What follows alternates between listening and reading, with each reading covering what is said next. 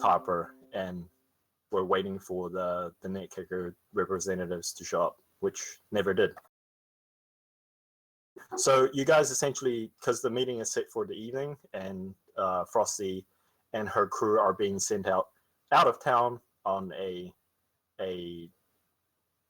some sort of investigation or something. Like, you don't know much about the details, but it's something to do with like spawn reports of some sort of farmstead, like someplace out of town. They've told you that they're likely to be gone a couple of days. The other team, Team Baker, apparently are out at the moment.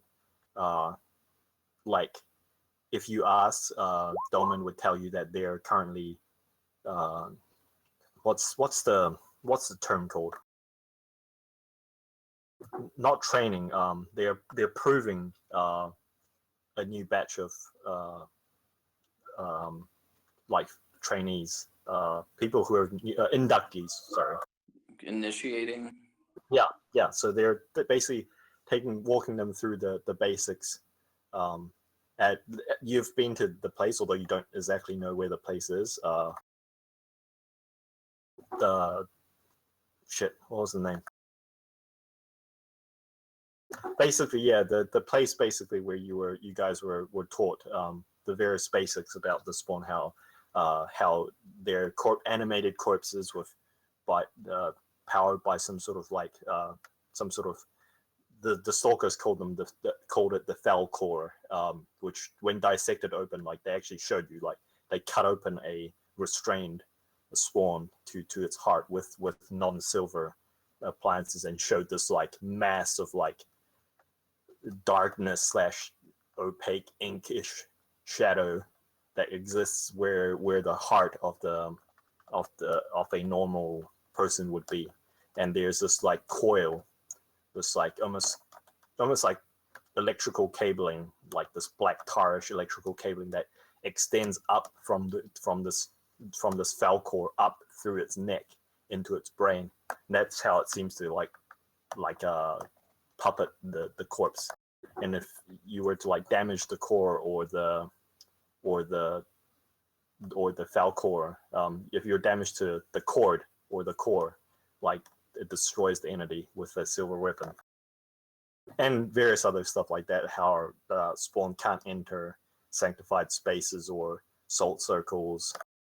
The power of belief of a place that's safe, like the act of a lot of people believing that a place is safe renders that place safe from spawn, like they can't enter its premises. Yeah, and various stuff like that. Sorry about the exposition. I don't know if you were interested or not. So yeah, you have roughly a day from overnight to, like, I'd say like 6 or 7 p.m. is probably like 6 bell or 7 bell is probably when the meeting is arranged. Yeah, so you have essentially like 20 hours that you can choose how you wish to spend.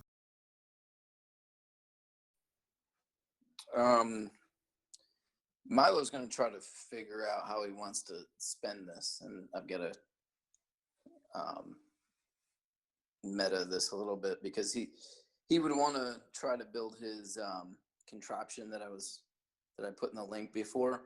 But if that's going to take all day, he would instead make his time.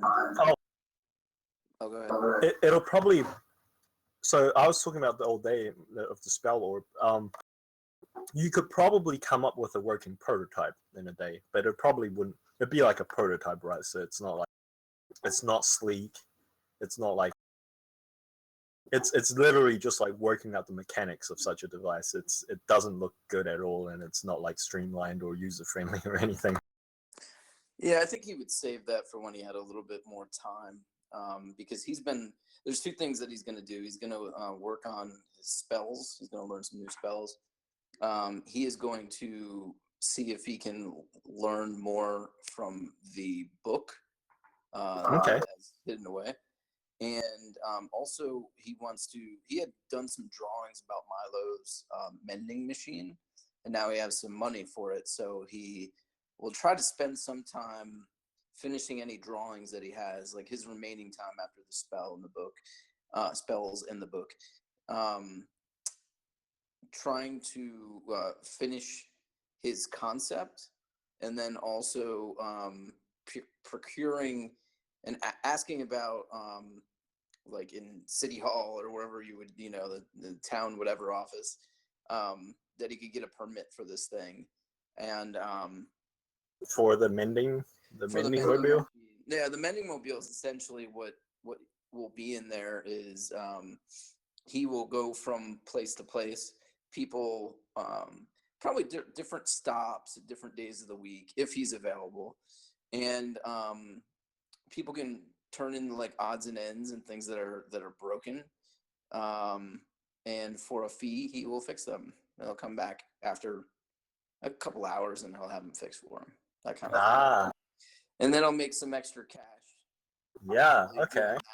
And then there's other things that I'm hoping Milo will be able to do with this, but mostly it's some stuff he can fix pretty easily himself, but some things he's going into the back of the thing, he's casting mending, and then he's just he's cheating basically. Yeah, but so he wants an area where no one will see him doing that, and also probably like a some kind of area that he can glyph and hide, stash stuff into, like his money in case somebody tries to rob him. Right, so like secretly like concealed and glyphed like compartment on the cart itself. Yeah, and he's either going to try to make this where he's probably going to make it where it will be horseless, if he can. That is possible, yeah. It is rather expensive, however. Well, and the other thing is, I don't know what like magic isn't that common, so Phantom Steed is something he knows and can cast, and that could pull this. But depending on what that steed looks like, and I think it's more ethereal or whatever, ethereal. People might be like weirded out, or I might get in trouble. Yeah, it would definitely draw some attention. So, and that's not what he's going for. So. I mean, so here's the thing: it's not illegal to use Phantom Steeds, but it would definitely turn heads. Yeah. So I think what I'll do instead, even though I have the Phantom Steed, which is a shame, kind of a stupid spell for this area, I guess, but he would buy an actual horse, or I think a horse. For him, well, he's kind of short, so maybe like you get a mule. A mule. I think a mule. Name him Melon. By the way, you've got 100. You've written down 175 silver, and like, there's no way you have 175 silver. Which is the reason why your gold value currently says that you have 179 100 gold. You have 175 platinum. You might have 175 platinum, yeah. I don't know. Like, what was your guys' split from that 7K? Was that platinum that we got, not silver? Yeah, it was platinum. Ah, that's my bad.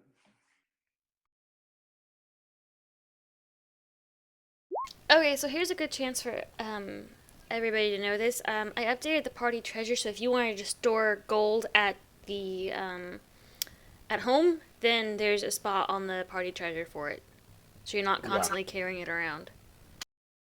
Because it would be a bad idea to carry 175 platinum. I'm just saying.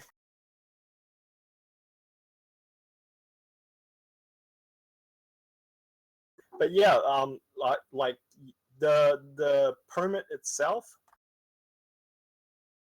So the permit itself isn't actually that expensive. It's like 20 gold. Okay. The problem is that it takes you the most of the day. Like, the permit itself takes you the most of the day. It's medieval Victorian England DMV.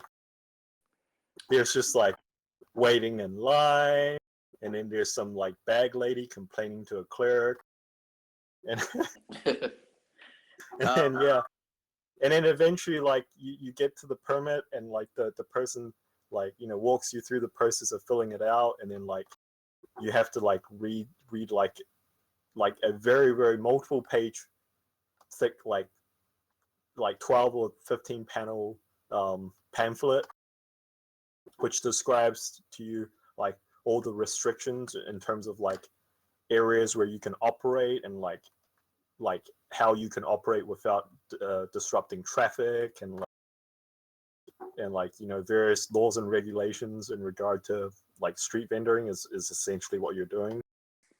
Yeah, Milo would pay special attention to that because he doesn't want to get picked up or create. Yeah. I mean, I won't go through the whole thing because it's just too complicated. We'll just say whenever it comes up, like you can tell me or not if you're like sticking with regulations, or if you're going to like. All right. Yeah. Okay. So yeah. And so while I'm there, since because I could have worked up a prototype for the exosuit thing while you're waiting, yeah. Well, yeah. Can I know that. Wow. Yeah. Maybe I could even. You could. I mean, while you're waiting, you could probably do like blueprinting prototype. You probably exactly don't have and the capacity then to start so that I'm sorry. Go ahead. No, it's fine. Oh, and then so that I don't have to go back to this place to get another permit, would this place also handle like, are there copyright laws and things of that nature? Because you might as well handle two things at the same time. Yes, there is, but it's not in the same building. And it's nearby. It's the patent office. It's the Helios patent office. Okay. So here's the thing about the patent office. Okay. So this is the odd quirk of the Helios patent office. Anything that you patent, someone else can immediately use that patent to make the thing that you patented, but they have to pay you a royalty of 25% of the value that they sell that object for, and they're not allowed to like claim it as their own. I like that. I want to get in before somebody else does. Yeah. So basically, if you were to introduce something like this onto the market, into the patent office, you can't. There's no clause in Helios law that allows you to patent something and then prevent other people from making it. The law is the law. Yeah. I think that would cost you to patent something like that. It depends how long you wish to patent it for. Milo, I don't know how long. He's already 300 years old. So what are the so if the options are like the typical one is 10 years. And then like I want to know how much that costs, and then how much like 100 years is. Right. So I think 10 years would probably cost about like 100 gold, and then like 100 years would cost like 2,000 gold or something like that. I'll go for the 10-year one. Okay. So yeah, you paint the design. The cleric informs you well the process, the various things that you read, legal documentation, that the patent covers subsequent revisions of the same device. However, if the device functionally changes, and by functionally, like there's like an asterisk and it says like new capabilities that does not previously exist on the patent or whatever, like new features that don't previously exist, it is not covered by this patent. So like you can improve upon the design in order for it to do the same thing but better. But if it adds new stuff to what it can do, then that new stuff isn't covered by this patent. Okay. And cosmetically, if something changes, then it's still the same. Yeah, it's still the same. So yeah, and eventually, so he wants to get all that done so he can get it in, and if somebody does make something like this, then he starts getting royalties from it. That would be it's actually a little interesting because as you go through the patent, like they have to do a patent search to see if like a patent of this, object already exists.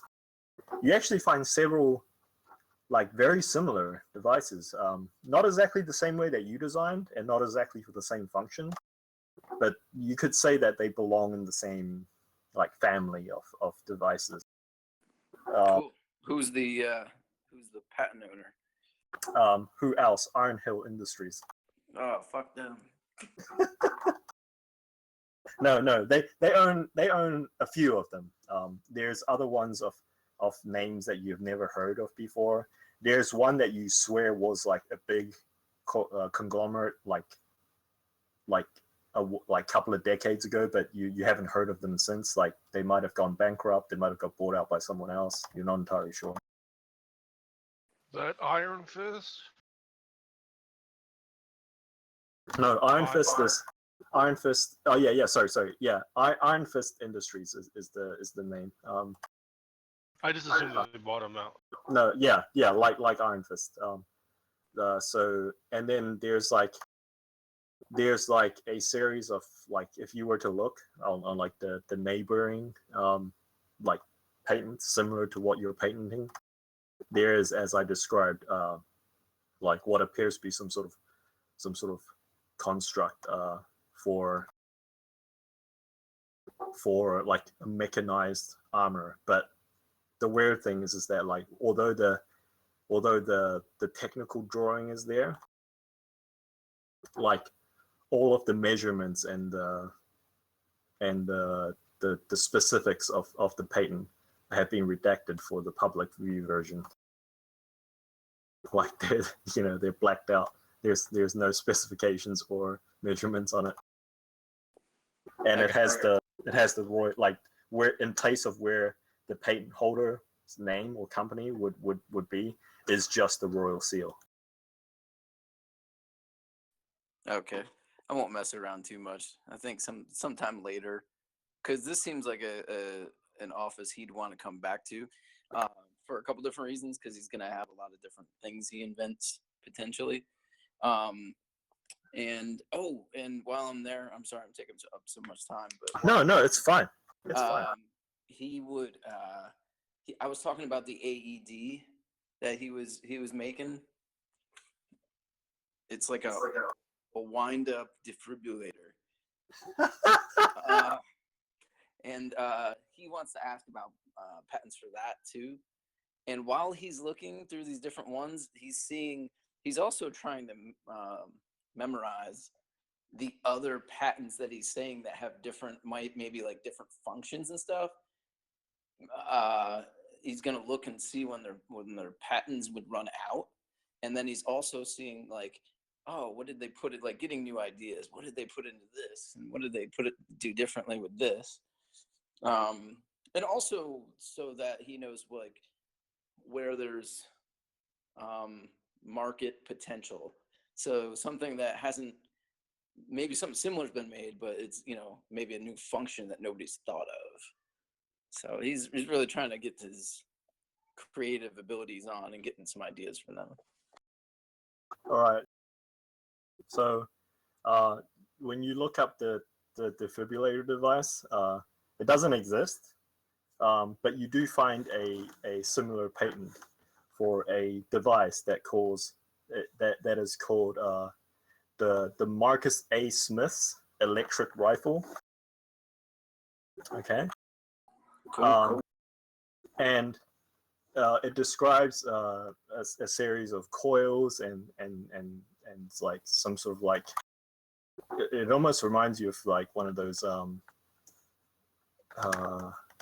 like those pneumatic stone throwers that some kids like to play with, except like the coil is attached, the stone that is being thrown through the pneumatic tube is attached to some sort of wire, and the stone itself appears to be some sort of dart. And you look up like the design specifications and like what this device's function, and it says something about how like throws like electrically charged darts a short distance to incapacitate assailants. Are you at all curious about this device? Yeah, definitely. Yeah. So do you bring it up to like the patent, like the office clerk or anything? Yeah, I inquire about it and Yeah. ask a little bit more about its maker and how long this patent has still on it and things like that.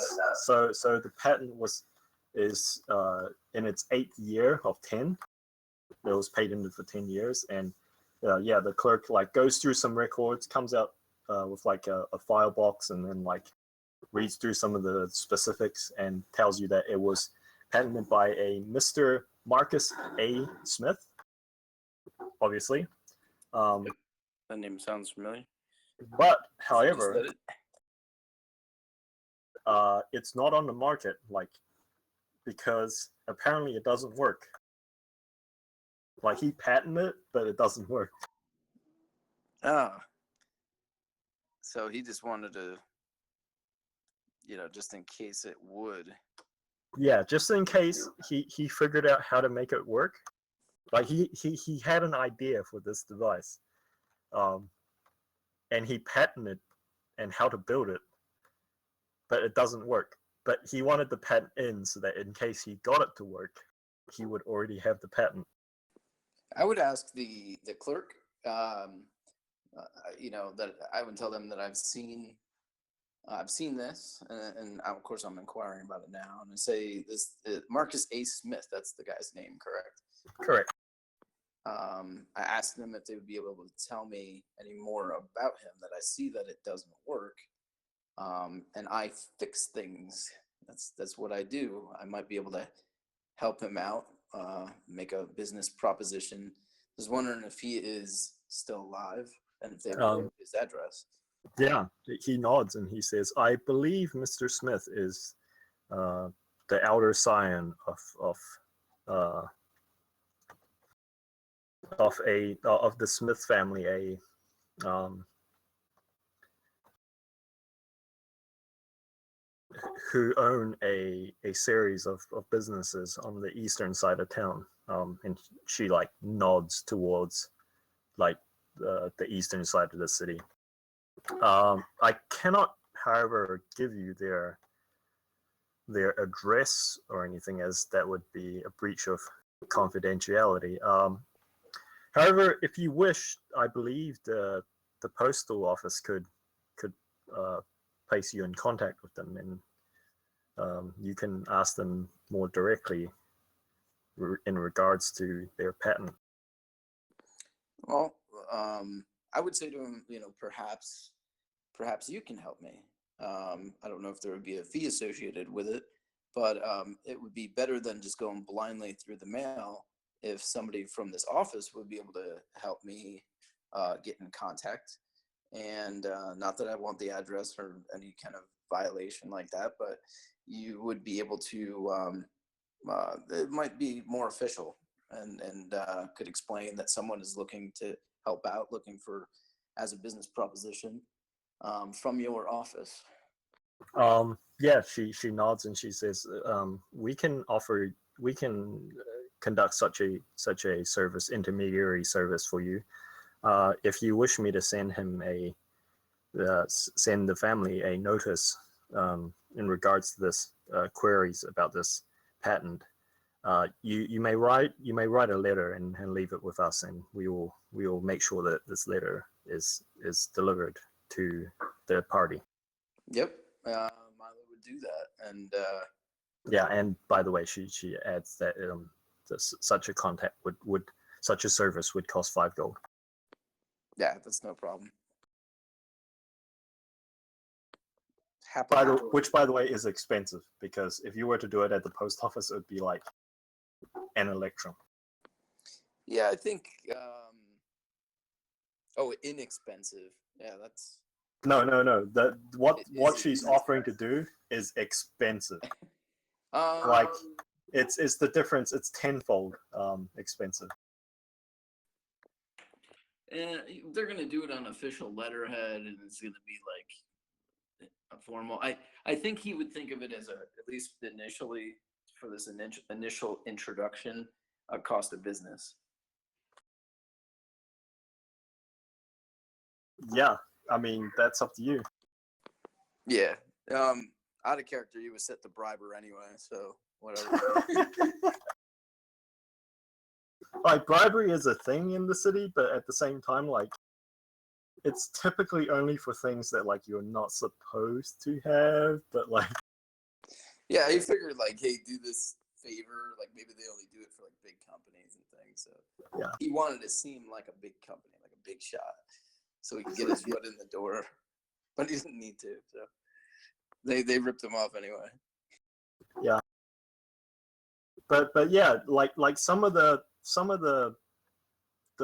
details of the blueprint sparks a couple of ideas on how, although you're not entirely certain, like because like electric generators don't exist yet, right? So like yeah, I think it was turning kinetic energy into electrical energy, and one day maybe even taking this and infusing it with magic somehow. But I actually think batteries exist, as in like chemical batteries exist, but like people haven't figured out like what are they called, like windlass generators, basically like magnetized generators. Oh, I got you. So like the traditional the turbine generators that we use today with the alternating magnets, like that doesn't exist yet. But I think even by Victorian England, like lead alkaline batteries have already been invented. I mean, that's something like that would be even better. I'm imagining this thing hooking up like pretty much like an AED, and the like I guess it would depend. Most of the time, we're not dying of heart attacks. We're dying of like your head was chopped off or something like that. I mean, so here's the thing. You're a wizard. You definitely know. You definitely know where technology and artifice like doesn't quite reach the level that you wish to accomplish your task. Magic can sometimes be substituted for whatever is missing. That would be pretty cool. What I'm trying to like, I guess, make would be something that would take somebody that was dying, use it as I'd kind of using it like a healing potion of sorts, or like a good berry, but really using this device so that it stabilizes them like a healing pack does, but it also would wake them up. Like returning them to 1 hit point. But the downside is it only has so many uses before it would essentially need to be, you'd need to spend gold on it again, and it need to be kind of put back together. Like maybe it kind of like burns itself out a little bit, and you have to replace parts and whatnot. If such a device were to exist, and even if like in terms of both mechanics and in terms of game balance and like thematic wise, I think it would be a single use device. It would be a consumable essentially. Yeah, that might not be bad either though. Like it just, you hook up pads and you hook up this, and then it just doesn't work again. So actually, and maybe there's like a percentage chance that it doesn't work at all. An actual similar thing already exists in although I actually haven't like brought it out into the general canon per se, but like the Empress's Dragoons, so the shock troops that I was talking about, they have a device in their mechanized armor called a rhythmic stabilizer, which allows them to continue operating even after they've hit 0 hit points. So basically, like they start making every time they get hit, they lose a saving throw, right? Like they fail a death saving throw. but while they're in their death saving throw mode, they can still take turns. So like they just keep operating until they actually die. But I don't think that's what you're looking for, because in terms of thematic wise, like it's fairly gruesome. It's like Yeah, I wouldn't it's want them. essentially zombie mode for when the armor takes over and the body inside is just like a corpse that's been carried around. I'm just mostly thinking like anybody could make it where there's a much better chance of at least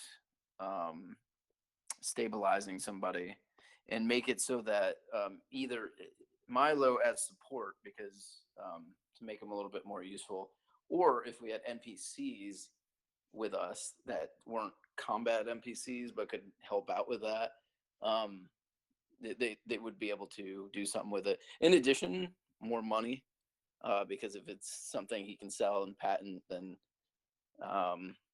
let the cash come in, you know. Yeah, Thalia. Yes. No, you would not become overweight. You would just start peeing really, really yellow. Just a random question. So in my mind, good berries kind of work like vitamin supplements. But they provide a full day's of nutrients. Yeah, that's what I'm saying. They're like vitamin, calorie, protein supplements. The calorie Willy protein Wonka, part. You would Willy Wonka like Veruca Salt out. You If tweak you- to a good berry, and then if- you roll away. If you eat 20 good berries, you have kidney renal failure. Okay. No, it's fine. So yeah, what? Sorry, I missed the very last part of that, Perrin, because I was laughing. Oh, he would be able to. He's a salesman. He's looking to make things and then supplement his own income to, so that he can buy more spells and do other things. So here's the thing. I'm not entirely certain. I'm not entirely certain how much. So, like, it would be like, it doesn't seem like it, but it would be OP as shit if you were able to create a device that would like return someone to 1 HP whenever they go down. That's cool. I mean, so even if they, I would be okay with like a device that automatically stabilizes someone if they go down. Wouldn't that be the spell orb with Spare the Dying? Yeah, it's precisely it. Yeah, but it's more of a mechanized device, and rather than spare the dying, like he's talking about a device that you wear on you as part of your accoutrement. Actually, I wasn't. I was thinking that's a good point, because I was thinking just like a defibrillator that you find balls and stuff. Oh, you're talking about. And You're talking about you want to build a device that you use an action to use. Yes. And it returns someone to 1 HP. Yeah, and at its best, that would be the goal. And if he couldn't, then at least to like a guaranteed or like a 90%. Or maybe stabilization. Maybe gives someone advantage on the medicine check. Yeah, okay, let's do that. It's like whatever you'll allow with it. But let's do that. I was kind of thinking you'd have to hook it up. So if somebody's wearing armor, it'd be a little bit more difficult, depending on how it hooks up. I guess it doesn't have to. We're in a fantasy game, so it doesn't. It could hook up to somebody's neck or forehead. Yeah. Here's my suggestion, and like, if you like this, then we'll just go with this. But if you don't, we'll work on it some more. It's a device that like there's like some sort of spell charge in it that provides some sort of like almost like healing type magic, but it's very specific, and allows you to, as an action. It's still a consumable. There's no functional way that I'm gonna make an item that just works on demand for unlimited charge, because you could just do that every round. Um, Yeah. so it's still a consumable, but like as an action, you can use it on someone who's unconscious or making death saving throws, and you make a medicine check, and if you roll above a 10, then they just return 1 HP, and they stabilize and then return 1 HP. Okay, that's cool.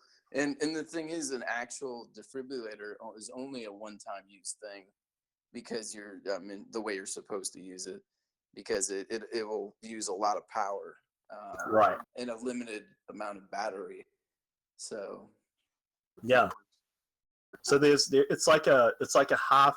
It's like magic tech. It's like half artifice, half just mundane parts, and then there's like some sort of like spell work within it. There's like little electrical type sigils on the like the shock paddles, like the flat surface of the shock paddles. Powered by the Tesseract with regular, you know. Yeah. Yeah. I mean, if that would take you probably the rest of the day to put something like that together. on a natural one, it blows up. No, I don't do natural ones. Natural one, it blows up and does like 10 points damage. Causes a death saving throw. Yeah. Everyone gets electrocuted within 5 feet. I mean, if I was really mean, I mean this could be more funny. Okay, this could be more funny. Yeah. How about we? I mean, we can go back to originally what I said, but it would be more humorous if, like, as an action, you can cause a death saving throw with advantage. You see what I'm saying? So instead of them making their death saving throw on their turn, you can run there and cause them a death saving throw, like, make them roll a death saving throw with advantage. Could work. It's not perfect. No. We'll go with the original. We'll go with the roll medicine check. And if you get above a 10, they stabilize with 1 HP. Awesome.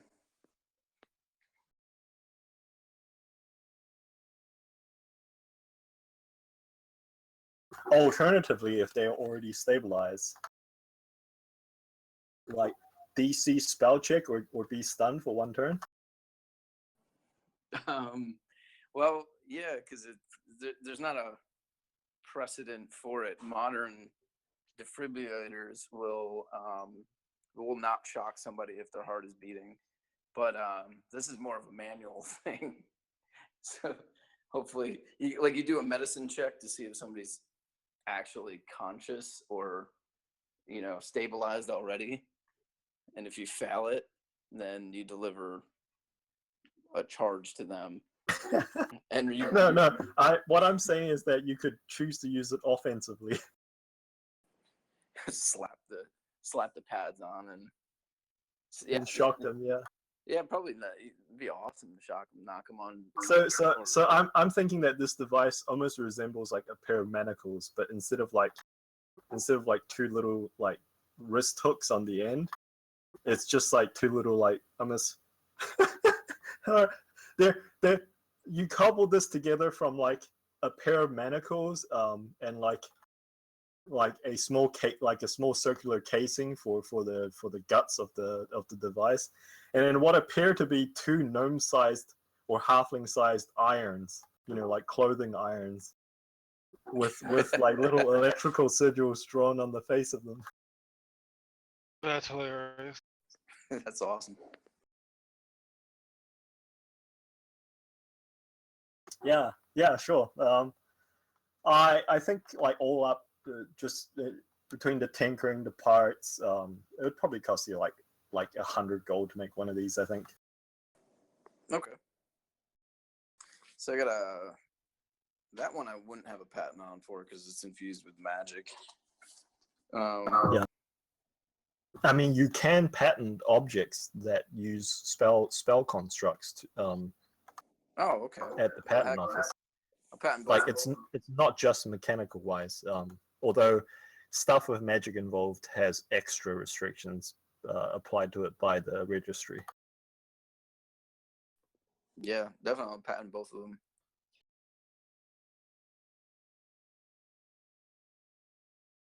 Yeah. I will make some rolls in the future. You know what?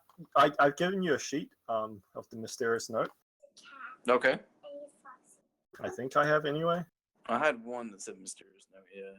I didn't. Yeah, I yeah, didn't yeah. think it had anything on it though. At least when I Yeah. looked at it one time. If you want, go ahead and add like the two patterns that you currently hold, which is whatever you want to call the defibrillator because it's your pattern, All right. and whatever you want to call the weird back strain lifting thing. Exo suit. I'll figure out a better name for it.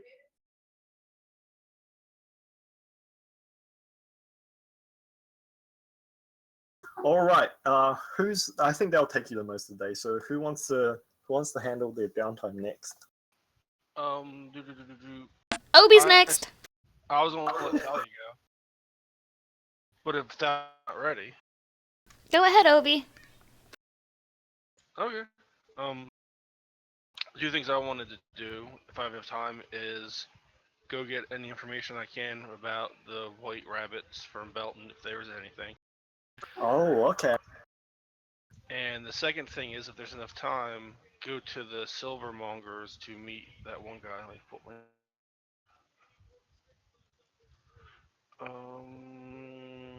is his name? Did it not save? Son of a bitch! I don't think it saved. All right. I don't think so. For reasons unspecified, you don't find Belton at his office.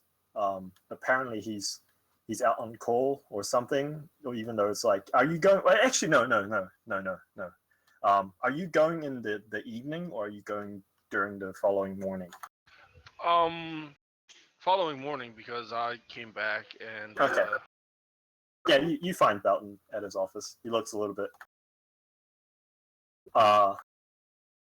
what's the term? Frazzled. rough night. He just like he grunts, and he's like leaned back in his chair, shoulders slightly slumped. Oh, I know. Did you ever get any of those croissants I had sent over? Yeah, and he says, actually, didn't you guys already have this conversation? I told him to get him, and then when we left, I sent him some, but I never haven't talked to him since. I could have sworn that you guys sent him something, and then like he told you guys that like he barely got one of them before like the rest is devoured by the squadron. It's very possible. Well, then I don't ask him that. Ask him if there's anything in his notes about the white rabbits. He like reaches up, scratches his head as I'm doing at the moment. And he says, well, that would be more of Vice's bag, but I can tell you what I know of them, and that's not saying much. Supposedly have some sort of like, they are. No, sorry, go ahead. traffic in like pharmaceuticals and alchemical things. Yes, yeah, you would call them. You would call them suppliers, I would guess. Most of the gangs and various criminal syndicates in the city normally have their own turfs, right? And that's what part of what we do here. And he like knocks the table in front of him, and he says, you know, we keep the riffraff from fighting openly in the streets and killing random passerbys by accident. However, that's where the white rabbits are something of a bit of a conundrum, as we can't seem to find or we can't seem to locate where they operate out of. They don't seem to hold or run any territory.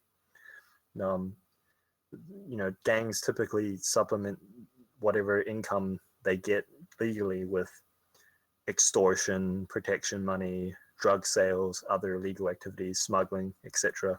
As far as we can tell, all the white rabbits do is supply drugs to various gangs, and they in turn distribute them.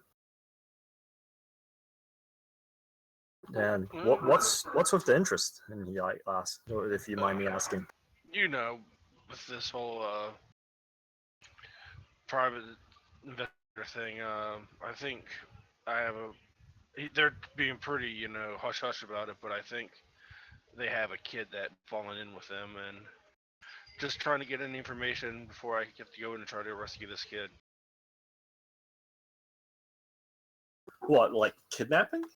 No, kid growing up on the wrong side of the tracks or wants to get away from mommy, daddy. He starts finding out about gangs and starts running with them. Ah, right.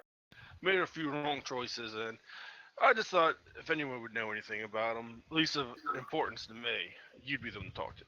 He grins and he says, "Well, if I know anything, just ask. But let's leave me out of it, eh? Like, Obviously. I don't want to be dealing with, like, good luck finding that kid and good luck convincing him to go with you. I've seen this story before. Yeah. Well, I thought it was worth a shot. Well, I thank you for your time. Yeah. He like holds up a hand, and then he just says, you know what? Here. Then he like gestures for, he like scrapes his chair back, gets up, walks towards like a staircase, I think, near the back of the squadron. And if you follow him, he goes down a couple of flight of steps, goes into like some like side room with like just a whole bunch of like bookshelves and cabinets and stuff. Gotcha.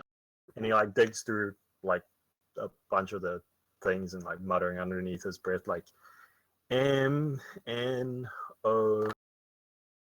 and then he eventually comes out with like a manila folder with like one of those twisty tie things on the front of it. You know what I'm talking about, right? Yeah, the little yellow one. Yeah, the little tab things where you like wind the cord around. And he just says, and he hands you the thing, and he says, I think this is what we have. The information is a little bit out of date as we don't typically deal with the white rabbits ourselves, not here in enforcement. Good luck convincing the vice guys to get you to take a look at your beer from this. I'm not going to bother wasting my time with those tossers. Yeah. You mind if I take this and I'll bring it back later, maybe tomorrow? Yeah, no, that's fine. Have it back sometime by the end of this week, however. Not a problem. Yeah, and he well, I don't know what he doesn't just shoot for you to leave, but it's clear that like I'll see my way out. You're free to leave. Yeah, and he goes instead to like a clipboard, and appears to write something on it and sign his name. Gotcha. And then after that, I would like to see how far is the fountain hall from here, or wherever Master Fielding is. Let me see my notes.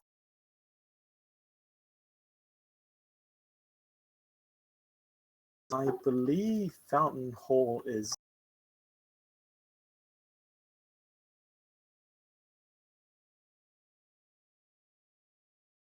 Huh.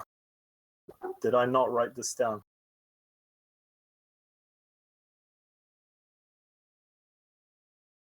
Best GM ever. I did not write down where Fountain Hall is. So we'll just say that it's within walking distance, or even carriage distance. Like you can get there easily. All right. Then yeah, I would like to go in and say, "Excuse me, is there a Master Fielding present?" I go up to like the front desk, the secretary, or whatnot. Right. Yeah. Yeah. Actually, I did say where it was. It was in the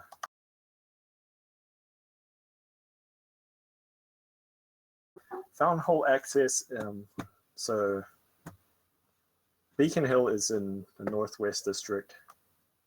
Docks are to the southeast and south. Warrens are like south-ish, southwest.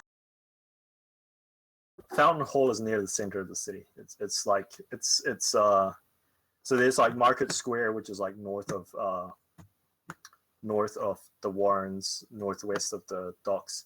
It's to the east. It's like a financial district, where a lot of like the guild houses have their bureaucracies, their bureaucratic buildings. Yeah, and you locate Fountain Hall, which oddly enough has a fountain inside a hall. That's what I assumed this was Fountain Hall. Yeah, and you ask for Master Fielding, and the guy who's appears to be like some sort of janitor of some sort, but he's wearing like swimming trunks basically, and he's got some sort of long pole with like a net in it, and he's like, Are there coins? Do people throw coins into the? yeah, there actually is, yeah, and he's like scooping out like some amount of the coinage. And he just like turns over his head and says that way, and he like points towards like a set of ornate oak doors at one end onto the side of like the large hallway space. The hallway, by the way, let me describe this a little bit. It looks like a maybe you should go to Doodle Space. Doodle Space. Right, so it's like there's like a large squarish fountain space in the middle. Gotcha. And then there's like various water features, spraying up. And then there are, as is all over this place in any type of official settings in the city, columns.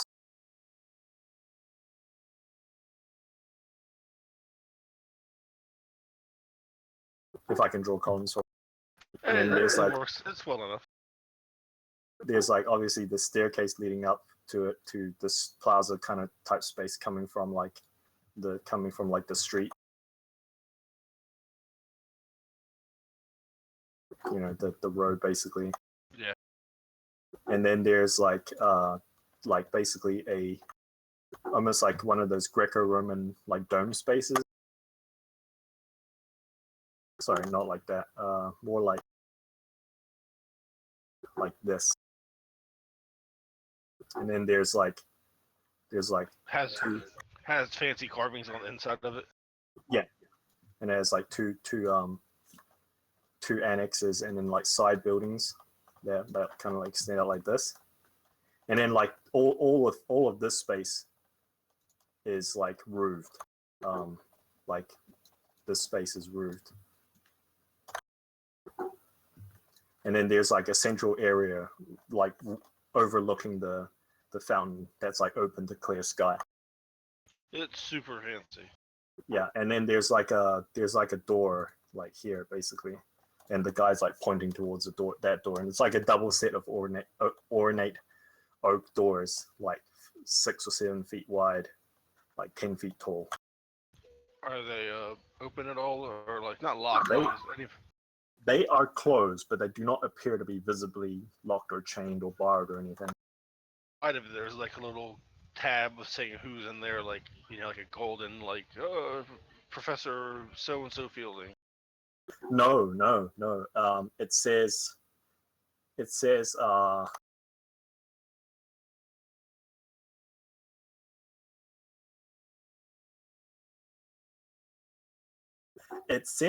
field office. That's all it says. Like a simple plaque on it. It's about eye level height, like a foot across, half a foot thick, half a foot tall, like a brass plaque with like some sort of not engraved but like stamped, like press stamped letters into it that just says field office. Well, one would assume a gentleman by the name of Fielding would be in the field office, and I'd knock on it first. There's like a pair of like door knockers on uh on the doors, and when you knock, you you knock like clang clang clang, and then like for a moment there's like silence, but then like you hear some like rattling sounds, like someone operating something on the other side of the door, and then the door kind of like creaks open a little bit, like opens like about a foot wide or something, and like a man peers, like kind of sticks his head through and like peers through, and it's like a it's like a old like a oldish looking human, um, like silver gray hair, pair of spectacles, like slightly long, slightly hooked nose, um, like well groomed facial hair, mustache and beard. He's dressed in like a smoking jacket or something, just like gentleman's wear, and he just like peers through the door and says, "Can I help you?" Yes, I'm here to see a Master Fielding. He nods and says, "That is me. I'm sorry, you have me at a disadvantage. I don't recognize you." I'd put my hand out to shake his hand and say, I'm Obadiah. And I was like, oh wait, I was kind of bumble, but like, just giving him my name and be like, I was supposed to give you this, and I'd hand out the letter. Right. Yeah, the letter that addressed from Aelin Doors. Okay. Yeah. He glances down at the letter when you when you offer it to him, and he leans closer a little bit and he squints, and then he like kind of like stands back, like kind of like straightens back up and like takes off his spectacles, and then like fumbles around inside his like coat pocket, and like pulls out like a different pair of spectacles, and like these spectacles when he puts them off make his eyes look like they're behind fish bowls. Yes. And then he like glances down at the letter again, and then he harumphs, and then like picks up the letter and kind of like steps back, and just like kind of like pushes the door open more, and then just like starts walking back within without even telling you to follow him or anything. I've worked for bureaucrats before. I will just follow. Yeah, and you follow him. He actually seems fairly spry. Like he's not like, it's obvious that he doesn't need a cane or anything to walk. Like he seems to be in good shape considering his age. Yeah, and he leads you back like through the hallways. This is like plush carpeting, um, like cedar panel walls, with like carpet runners and guild work on the ceiling. Mostly lit by gas lamps, from the walls. And yeah, and he leads you into like a back office. The plaque on the office says Master Fielding, requisitions. Is there any other offices around, or is it just his? Yeah, there are several offices around. One of them is like intermediary. The one across from the hallway is conflict resolutions. And the one that says conflict resolutions is visibly locked. Like, and when I say visibly locked, I mean there's a goddamn padlock on the door. Noted. Yeah, and he leads you off in, and he promptly plops himself down behind a desk. Something does occur to you from this moment though. What's the? you're quite far away from the door, like the door that you entered through. Gotcha. And it took you 40, 50 seconds to walk down the. It took you a minute to walk from the door to the hallway. I mean, to this office. It took him less than 10 seconds to open the door when you knocked. So either he was already near the door or he ran really fast. Yeah, and he like pops open the seal on the letter. He examines the underside of the seal for a moment with a magnifying glass. One of those magnifying glasses that's like attached to like the table on like an arm. And I'm saying that he's got these fishbowl spectacles, and then he's using a magnifying glass. You can't see dick. Yeah, and then he opens up the letter, takes it out, starts reading through it, and he's not saying them out loud, but you can see him visibly like pursing the words with his mouth. And because I can read lips, it makes perfect sense. Yeah. You see him sound out a couple of the words, and they're like wrong. And then he like sounds them out again and like corrects them, as if he's having trouble reading the letters, and is like, and he says, I see. You want access to the old town. Yes, I'm trying to put I'm looking for a certain place down there, and I don't want any silver. I'm not going for to try to find loose silver, but I'm looking for some sort of schematics. I see. You want access to the Delphic patent office. Looking to do some reading, huh? I'm looking for a thing or two. Yes, sir. And he nods. And he's like flipping through like a ledger of some sort that he's. So the ledger is actually kind of interesting. It slides out from a drawer underneath the desk, and the ledger itself appears to be part of the drawer. Like the book doesn't look like it's physical. It looks like the pages themselves are like bound somehow to the desk, to the drawer, like the interior of the drawer itself. And he's like flipping through them, like indexing his hands down there. And he says, yes, the Delphic Ironworks, right. That's in one of the green zones. Even if you were looking for silver, there's no silver there to be had anymore. It's long been salvaged. Oh, fantastic! Because have you been down to the old city before? I have not. So you are not aware of the rules and regulations involved in delving. Well, I was hoping that I would find that out while coming here to talk to you. Right. You're very prudent. Not many, although you'd be hard pressed to find any accesses to the old city that we don't look over. And he gestures with a thumb over his shoulder, and there's like it's like a president of the United States seal over like directly behind him on the wall. Is he with Helios or is he with the Silvermongers? Yeah, that's what I'm saying.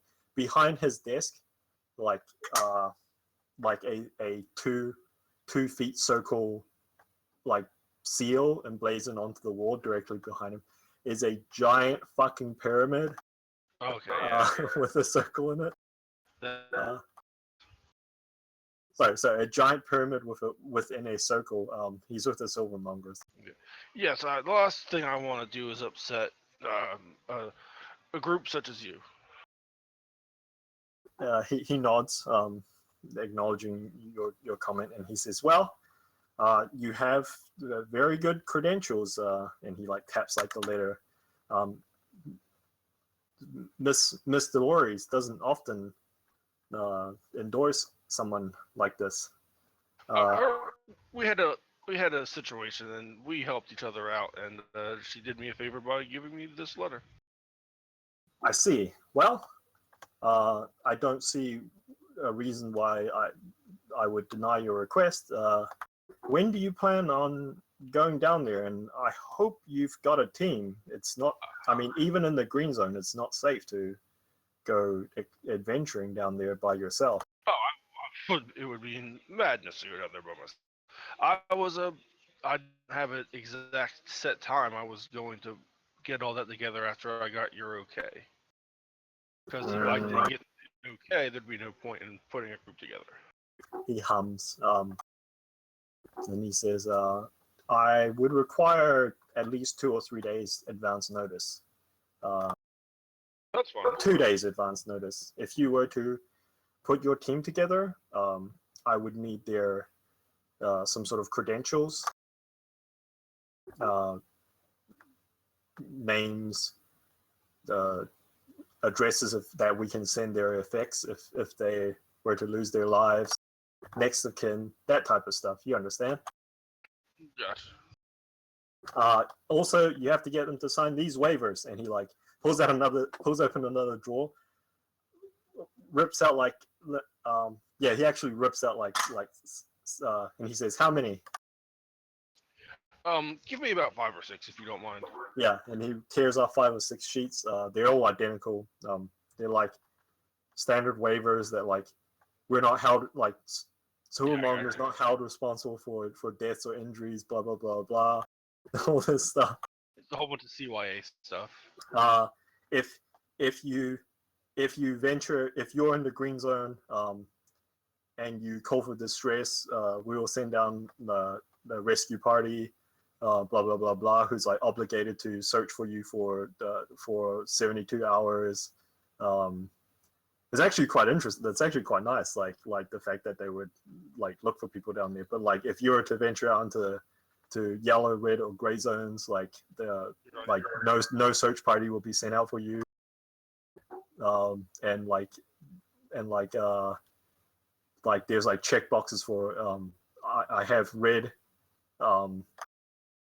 like 3 different documents, and he actually while you're going through this, like he's actually digging out like he actually walks to a bookcase, opens it up, takes out like a tome, like a big tome. I'm talking about like big but thin. So I'm talking about like Britannica Encyclopedia type size. But it's only like about an inch thick, and you look and like the book looks old and like the paper looks thick. And and he like slides the books across to you, and he says, "Don't damage those, and bring them back when you bring those papers back, signed and signed in triplicate." And like you glance down the books, and it's like I don't know what it's called. It's like the old city, or what lies beneath the old city, and then like there's like a book that's like fauna and flora, and like unexpected dangers is like the second book. Are any of their maps? Yeah, and then the third one is actually not doesn't appear to be like some sort of educational book. Instead, it appears to be some sort of like a copy of a surveyor's logbook, and it does have maps within it, but they're weird maps, right? They are maps drawn in isometric. I don't know if you know what that means. I think so. If not, I can Google it. Go on. I can kind of like draw on the screen what like the maps kind of resemble like. But there's like different pages to this map, and the map's kind of like. Oh, I got it. It is now. Like there's some sort of like blue background like this. Sorry, blue, not red.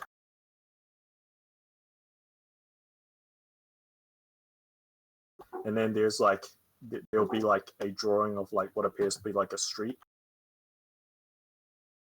It's basically Sim City. Yeah, and then there would be like a rock fall, and then there would be like a side passageway with like a building and like a doorway.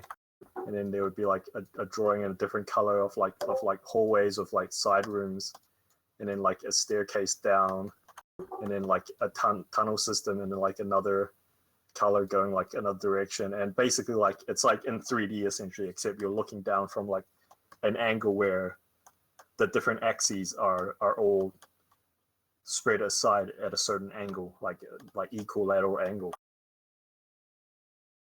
Yeah, and like the place is chaotic. It's clear that like there's no street that goes on for more than like a block or two before there's some sort of like cave in or a building that has fallen over, or just like a giant rubble pile that extends from floor to ceiling. And like in order to get anywhere, you have to like duck through buildings, through maintenance accesses, through tunnels that like the explorers themselves have like dug out through the rubble and like secured and like shored up. But the place is a literal underground warrens that used to be some sort of large city. Like you get the sense from like the overview map of like the explored territories, that it wasn't as large as Helios. Like Helios has gone beyond it by like twofold. It's like half the size of Helios, current Helios these days.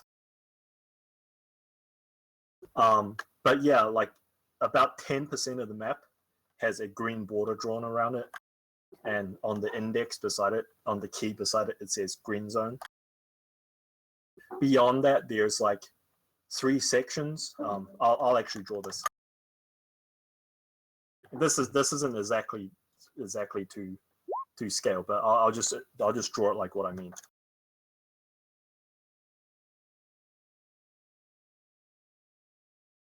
Obi's Discord crashed. Yeah, I just saw that.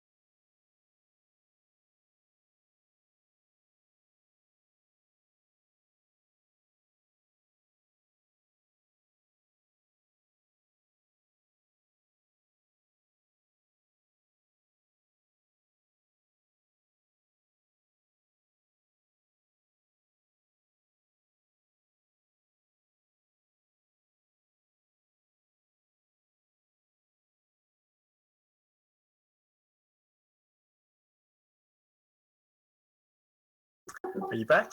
Yeah, the last thing I asked was if there was a processing fee or anything. Oh. Okay. I must have missed that part, but yeah, he was basically telling you, like, you look down at the map, and there's the maps like the mini map rather of like the overview of the explored section. Did I tell you about the general size of the old city? The last thing I heard was that it was isometric, and then it was basically a lot of the tunnels had been dug out themselves. And then I said, "Oh, okay," and then my Discord just pooped itself. Yeah. So like, you get the impression from the drawing of the maps themselves that like it's not like a street map. It's like a map of a cave system, of a tunnel. Up and down passages, loops, clearances, and like some of these tunnels like clearly resemble excavated buildings or just buildings that remain standing. Others appear to be like some sort of like decrepit sewer system, maintenance tunnels, accesses, or just even mining shafts that like the survey crews themselves dug. The large map, like the map, like so each map has like a numeral, like a alphanumeric code on top of the map, like A17 or whatever. Okay. And if you reach over to like if you turn over to like the front page, there's like a like a smaller version, like what's currently on the page itself, and it has like the various different map markers like A17 and stuff are like there's like A17 or like it's X 2027 or whatever like that, like just different to denote where they are. The maps itself is separated out into 4 different colors: green, yellow, red, and gray. From what you can tell, there's like gray is completely unmapped. No one has ever been there. And as you're looking at the color index, Master Fielding speaks up and says, "In case you're wondering what the colors mean, green means that 9 out of 10 teams that go down there return. Yellow means 3 out of 10 teams go down there and return.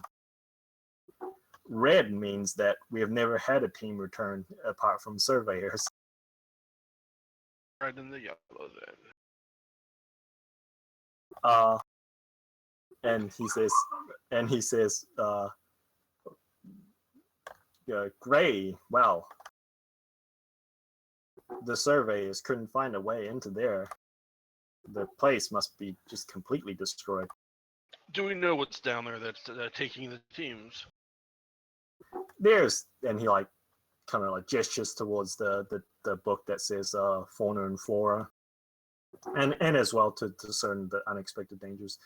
Sure, some of them just to their own stupidity, they step on unstable ground and cause a sinkhole to collapse, or perhaps they disturb some rock and cause a cave-in. There's all kinds of normal dangers involved in going into a cave system such as this. The old city, especially some of the undisturbed regions, have their own automated defense mechanisms, constructs, these golems, if you will, that see to the security and maintenance of certain of the buildings. There are some buildings that you can find down there that look to be in absolute pristine condition. If you see a building like that, I suggest you leave it alone. It means the constructs are still active.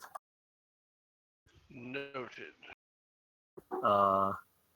And then he says, as for other dangers, there's all kinds of beasties and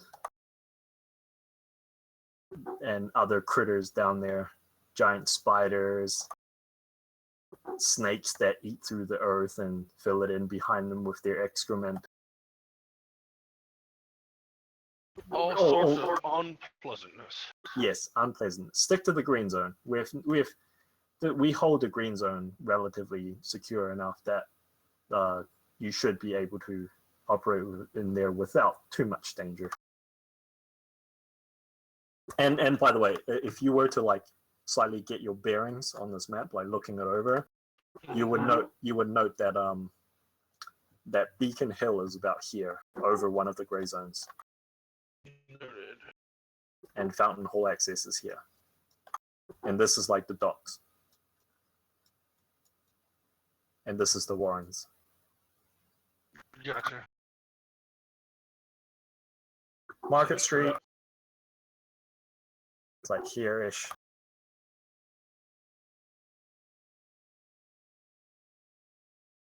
Actually, the Warrens are probably more like that.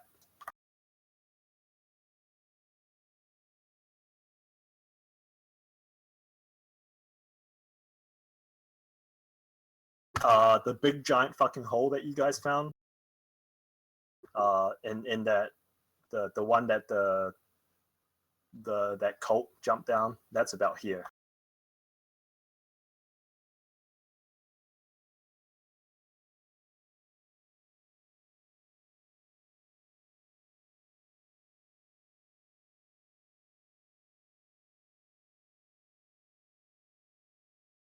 Oh. Then I'd ask him, is there some sort of application fee or something when I bring back all this paperwork completed? He shakes his head. Says normally there would be. You'd have to go through all sorts of vetting processes and permits and such. But since you have an endorsement, we'll overlook that this time. He says, however, be sure to read the regulations, and he like taps his like his index knuckle on the book that says dangers of the unexpected dangers. I'll read it front to back. Most importantly in there that you would be aware of is that you must register all silver items that you take with you down into the below. You're not by imperial law. You're not permitted to excavate any silver and bring it back up here to the surface. Be aware that the penalties are stiff. Oh, all the silver would bring down has the stamp. But hypothetically, if we come across silver, do we just leave it there and tell you we found it, or do we bring it and turn it in? What do we do? Just leave it in place. Very well. Very well. All right. I appreciate your time, Mr. Fielding.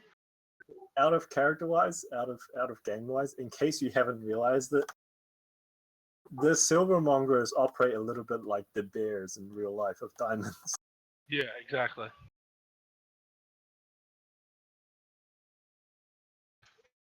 All right. Very well. And as you go to leave, he says, by the way, if you see Miss Dolores, tell her I said hi. Will do. And does he keep the introduction, or can I bring that back? He hands it back to you. All right. I'll make sure I have in my inventory. Okay. Thank you very much. Well, good day, sir. Good day. And he like turns and goes and like starts playing with like a tea kettle in like a jar. All right, he puts away his spectacles first and returns his normal ones. All right. And then at the end of the day, well, it's gotta be close to that towards the end of the day. I'm assuming between the travel and It's talking. afternoon-ish. You still have like 4 or 5 hours before like late night. I'm going to go to the butcher and get 3 big steaks, and go to the Stumble Inn and Tavern and have Caleb cook all 3 for me. I'll eat one All there and right. take the other 2 home. Yeah. Okay. When I get back, I will give 1 to Marmaduke, and I will give 1 to what the hell was her name? The little the small girl that was Frosty? not see. It was the one that was dicking around with like a little wrist. 3. The halfling. 3, yeah, and find 3 if she's still there. Yeah. No, they've got like you're the only team who's currently in house. Well then, well then. And also, the archivist seems to be out as well, although Dolman is still there. I will give it to Dolman and say, "Eat this. Tell me this isn't the best steak you've ever had." Yeah, I think he takes a moment to like try a couple of slices, and he says, and he responds, this is actually pretty good. Where did you buy these? Well, I bought the steaks themselves at the butcher's, but down at the Stumble Inn and Tavern, a guy named Caleb there. He's the chef. He snorts. Fantastic. He snorts and he says, "That's a preposterous name." Well, hey. Have you ever been to the Baker's Bakery? That's new, isn't it? It is. It's Foster's name, and it is fantastic. He nods and he says, "Yes, I have been by there a couple of times." Turning out the places with the most ridiculous names have the best service. That's the rule, right? It is now. It says look for the place with the most ridiculous name. Oh, and actually, I would have done one more thing when I was coming back. Is the place where I bought my mask? He was supposed to get me like a small piece of metal. Uh, yeah. What I was don't that know. for? I was thinking of if it was made of the really nice steel, and I was gonna try to make or iron and make something out of it. Oh, right. Yeah, yeah. He was going to get you like a bar of high carbon steel. Yeah, you could have picked that up on your way back. Yeah. And I don't think there's enough time, but I'm going to, if there is, between reading the dangerous, start trying to turn that into like a receiver for my rifle, because I'm going to try to have something magical cast on it, but it needs to actually still fit in the rifle where the explosion happens. Right. Okay. Sure. You can get started on that, but I'm not Cool. sure there's time Yeah, I limit. don't think. Yeah. So in terms of like the dangers, obviously I've gone through some of them, like rockfall, sinkholes, etc., constructs. There's no mention in there of spawn. I figure I should point that out directly. There are mentions in there of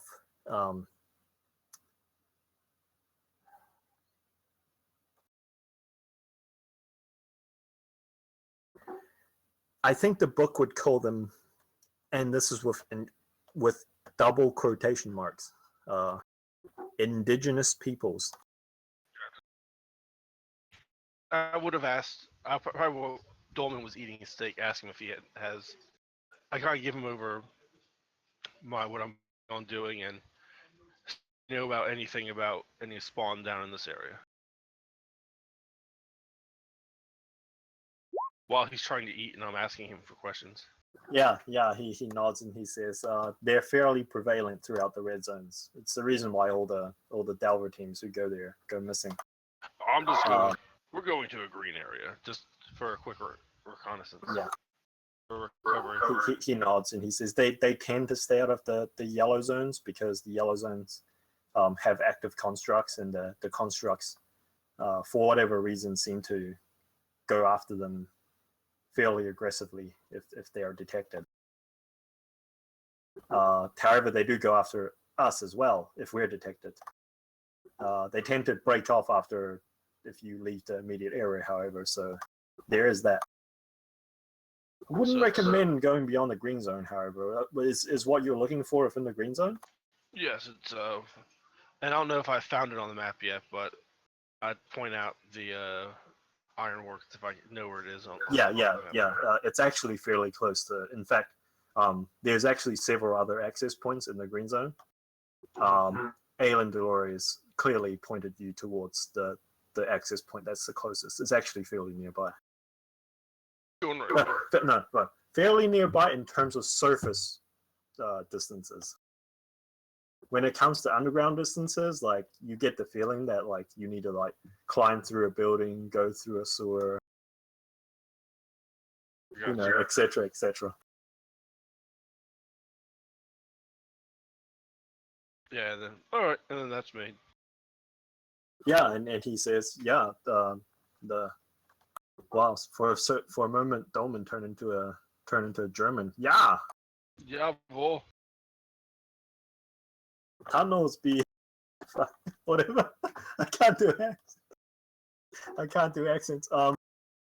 Yeah. So he says, yeah, the underground, obviously the under passages beneath Helios is fairly, the red zones are infested by spawn. We do send teams down there occasionally with limited success.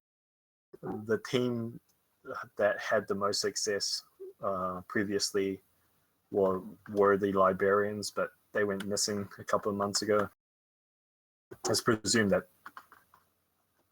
and he like breaks off. Yeah. And I'd say, oh, one more thing before I go. I don't know if the librarian's in, but here's what the police, the the detectives have on the White Rabbits, and I put down the folder. He he he he leaves through it, like not like dismissively, but like he's not like studying it thoroughly. He's basically just like paging through it. I wasn't expecting much either, but it was worth to go figure out. Yeah, it's like you took a page through it as well, I assume. Yeah.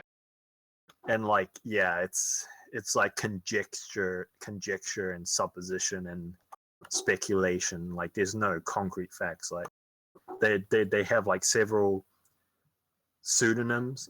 The police have given several individuals pseudonyms of just basically code names, basically, and like possible identities for these individuals. But like obviously there's no evidence. All of it is speculation and conjecture. Yeah. I'm like, well, if copy it. If not, I'll have it sent back later. And then there's like so I think this is like one of the first few pages of that dossier. It's like one of those organizational flow charts. You know the one that I'm talking about, like yeah. like the mug with the people's mug shots with like arrows pointing, like almost like a pyramid scheme. Yeah. And like 95% of it is just like a box with a question mark on it. Yeah, it's like looking for Pepe Silva. If you've ever seen It's Always Sunny. Yeah, and like all of the ones with actual faces are like the bottom two tier, and they're all like they're not part. They're like there's like a big circle, like a big perimeter border around it, of like that says White Rabbits, and then like other circles underneath it, that kind of like conjoin with the main circle. So I'll kind of just quickly draw.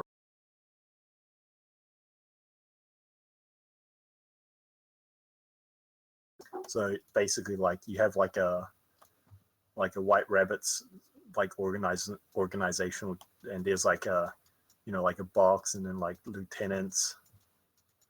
I should actually use draw tool for this instead of. And then there's like boxes, and then there's like a circle for some random gang, and then like another circle for some random gang, like some other circle, some random gang. There's like pictures, and then like the under contacts like link onto these ones, and then like these ones are the ones that are filled in. Like none of the ones inside this circle are filled in. Gotcha. So it's clear like the police know a little bit about like the people that they directly deal with, but they don't have a very good handle on the actual upper hierarchy of the White Rabbit.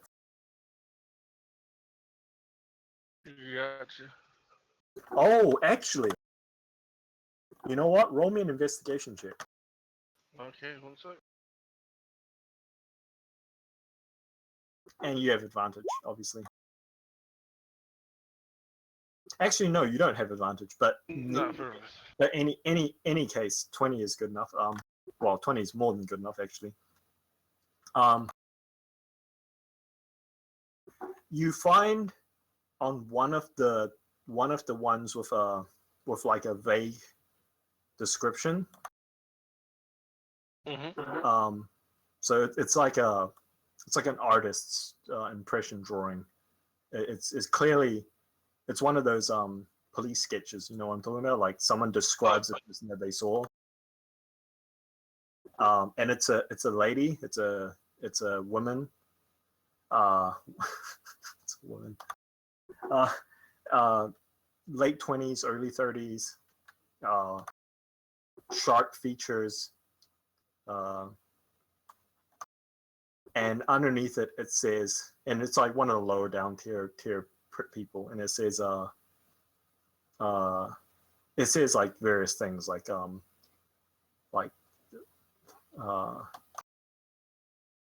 corresponding career ? And then you do find an odd notation beneath her profile, it says magician question mark. Yes.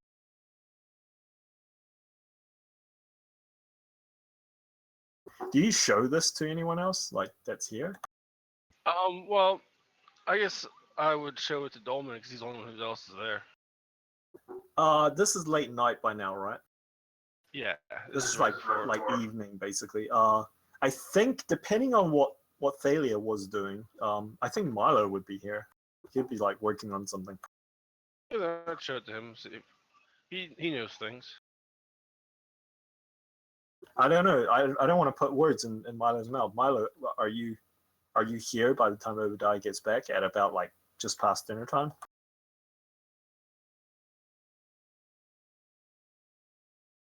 He may not be here now. Or maybe he's not even here, like here. Well, then it's no big deal. Yeah. Okay. No, I'll ask him when he gets back. But Sorry, are you guys looking for me? yeah. My dog would was you? going nuts and barking at the front door, and I had to figure out what that was first, and it was a cat that's deciding to just hang out in my front lawn. Would you be there when Obi got back at about like 7 or 8 bells, like 8 p.m.? I think so because all of the patent stuff and all those offices would most likely be closed. So Yeah. and then They'd be closed up before any dinner. business he had back at the observatory. Yeah. Okay. So you show him like this dossier that he got from Belton regarding the Silvermongers. Sorry, not fucking Silvermonger. The White Rabbit. Um, you see this picture of this woman and like with the magician tag, like a small footnote underneath the portrait that says magician question mark. You show it to Pop Pop. You know more about magic than I. Is this magician? Does this mean anything to you? It doesn't. Like magician could be anything. Like magician typically is the derogatory term that real magical practitioners uh, use to describe hucksters. Street magician. Yeah, street magicians, basically, like entertainers. Um, it doesn't necessarily mean anything to you, but the woman does look familiar. She bears a striking resemblance to the person that your raven saw talking to one of the cloaked figures. Like the jawline and something about the mouth, like reminds you of this picture. Yeah, because I think I didn't get to see a whole lot. Yeah. But if I would have enough to kind of make out that might be the person, I would. Yeah, the if jawline, the jawline in the mouth is what like reminds you of the, because that's all you saw of the woman, right? Because like she was in a deep cowl. Yeah, it was. They had really deep cowls, and I was looking from overhead. But yeah. So if I can make out who it was, then I would see if anybody else was around and talk to Obi in kind of like a corner somewhere. The observatory is fairly quiet. I think Well, apart from the servants. Yeah, still he's kind of looks around just to see, make sure no one's listening in on their conversation accidentally or on purpose. Roll me a stealth check. All right. Oh, give me 1 second. I'm restarting my computer. Or Obi can roll the stealth check. I don't mind. Yes. That's the wrong one. Dadgummit. Oh man. Yeah, I mean, you look around, real suspicious like, and you go and close the door, and you think, "Yep, this is pretty private." Cast invisibility, so it looks like Obi's talking to himself. Nothing to see here. Be right back while I get it. While you restart your computer, I'll go get a drink. I will do the same.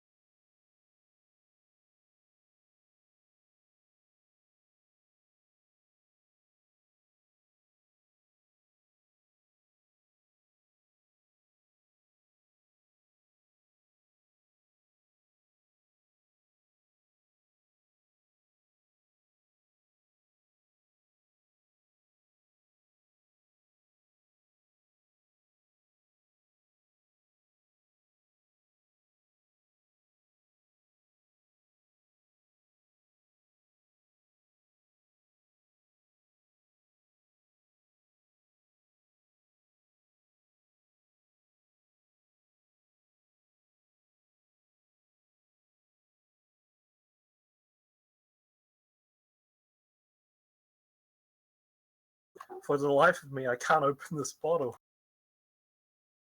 Is that sad? What kind of bottle is it?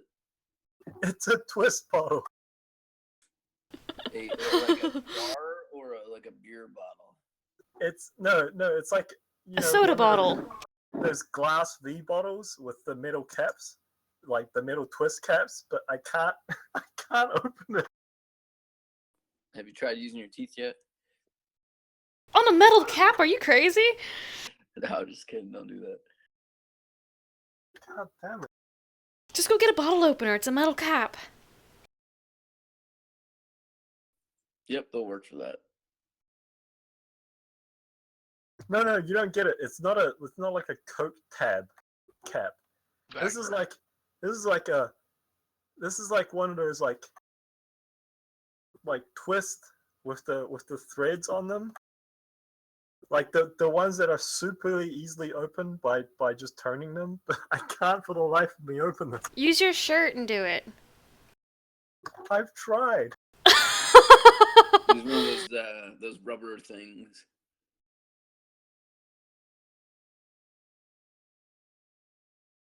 Put it back and get another one. I might just do that. Oh no, I got it. Never mind. Yay! I actually had a day like that today with a pickle jar. And it was a plastic lid and it would not open. So I held it up by the lid and it fell off. I turn it upside down and bang it on a hard surface. Yeah.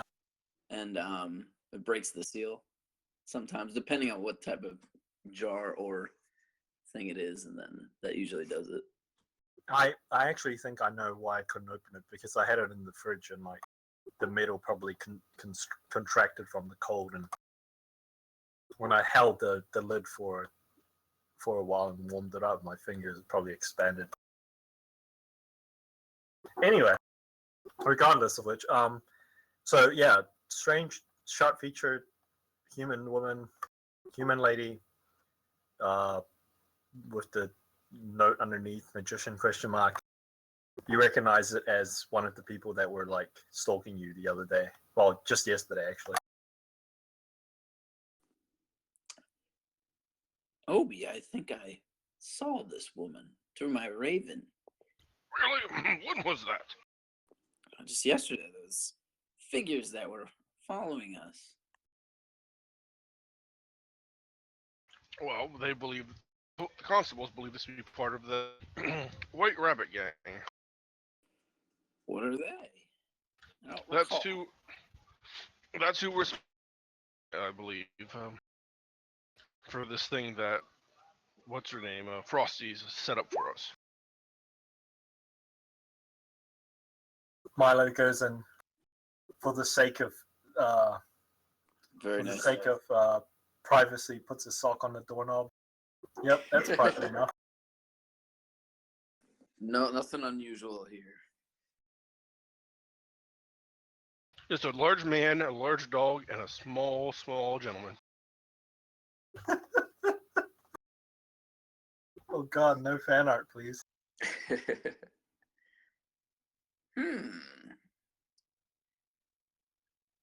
That is interesting. They are following us. Well, they're following you. You think they were just following me and not following the group? Well, it's possible. How do you know this? Oh, the picture?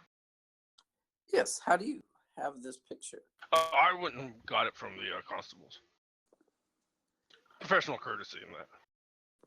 Well, I hope you were clandestine and want them to know all about us. Absolutely. They think I'm researching for something else. Should we worry? Well, we should always worry. Especially since they were following us, but I don't know. I think it's too much of a coincidence. I believe they following us to see if they wanted to meet us, or I don't know. It's confusing. So just so I remember, the White Rabbit gang I remember talking about them before. I mean, they were Correct.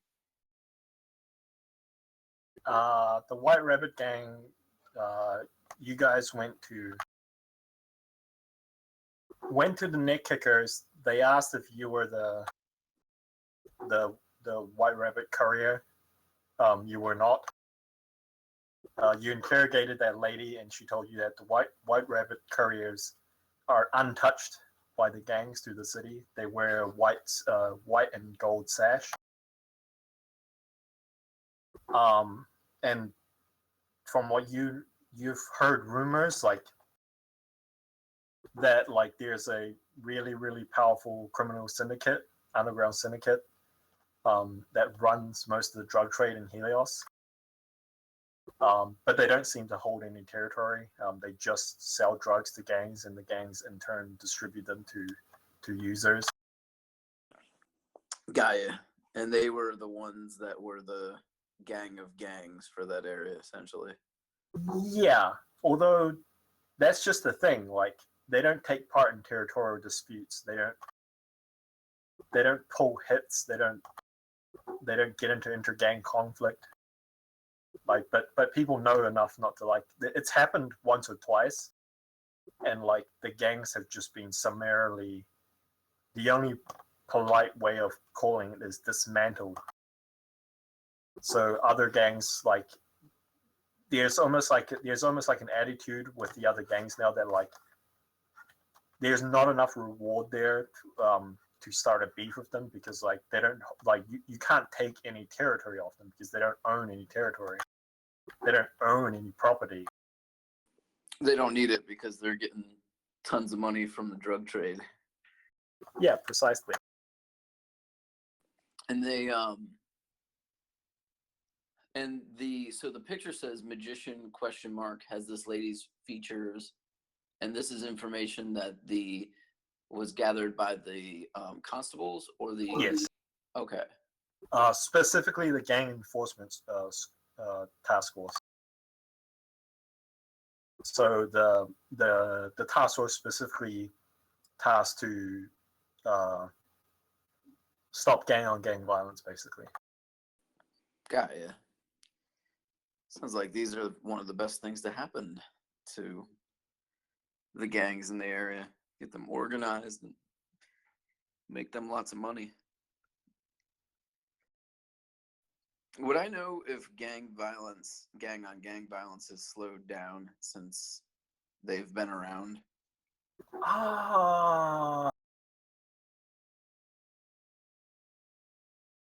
Let's Or would Obi? let's let that be determined by a history check Oh, okay.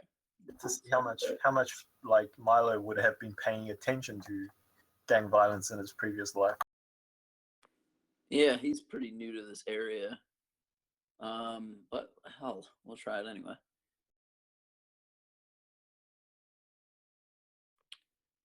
Wow, this computer's slow.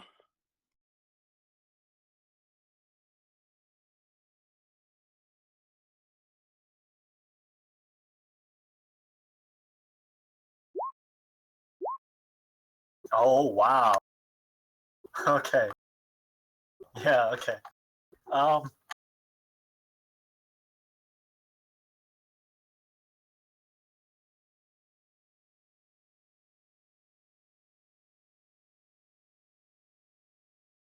right. So no. Recently there has been an increase in like just inter-gang violence. But the baseline for Helios, like when I say increase, like I'm saying increase from the norm for Helios. But you might have passed through like a nearby city that's nowhere near the magnitude of Helios. Like it's like only 1/10 the size or 1/5 the size. A riverside town called Crestfall. The gang on gang violence in Crestfall is significantly higher than Helios. So in terms of averages wise, like Helios itself, gang violence is probably like on the low end compared to other places. But for Helios itself, recently the gangs have been getting into more and more like more scraps with each other, and there have been reports of like, like gangs like blowing each other apart with snow IEDs in the middle of the street. With snow. Whoops.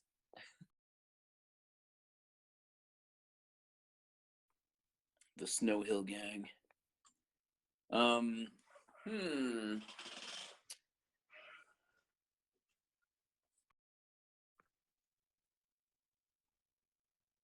So, I would share that with Obi and try to see what he thinks about the situation. But I don't really know why they would be following us or me in particular, other than our interaction with the neck kickers. It's very interesting. Either way, we should share this with the rest of the group when they're around. And we might need to kill them all.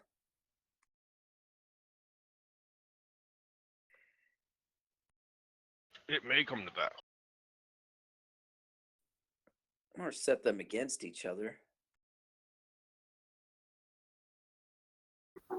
Let's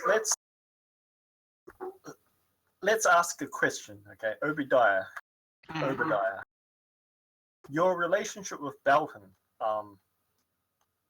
is it because you were like associated with Gang Task Force, or were you part of the Gang Task Force, or?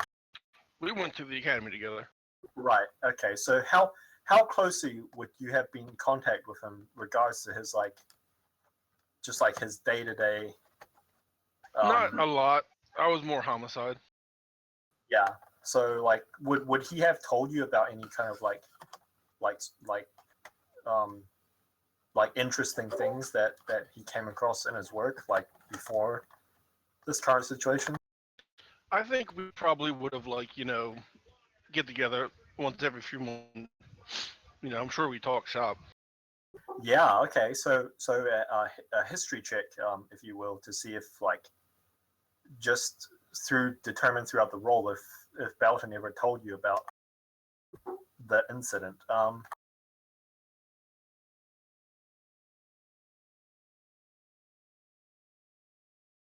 Yeah. No, not with a 10. I don't think so. Obi used to drink, so it's very believable he would have forgotten. No worries. Failure. I mean, I think you recall that he mentioned, with a 10, you recall that he mentioned something about the White Rabbits that happened a while ago, like must have been 2 or 3 years ago, but you don't remember the specifics of what he said. Oh. It was something about like some gang, like Briarthorns or Briarwoods or something. Briar Patch. Yeah, who knows? They killed like one of the White Rabbits' couriers or something, and then like I said, the White Rabbits like in retaliation like dismantled the gang, and then like its territory was like divided up amongst its neighbors. Yeah, I gotcha. They are not actually, you know what? I'll give you a little bit more information. You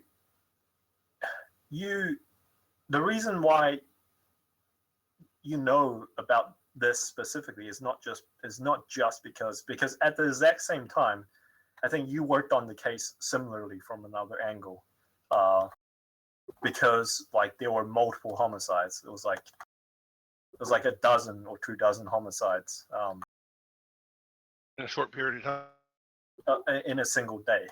One would not forget a day like that. Yeah, and it was gang violence. So like, it was homicide, but at the same time, like you guys, it wasn't your jurisdiction, like because it was like gang enforcement. But you heard about it because it was just like it's not every day that there's like 20 something homicides.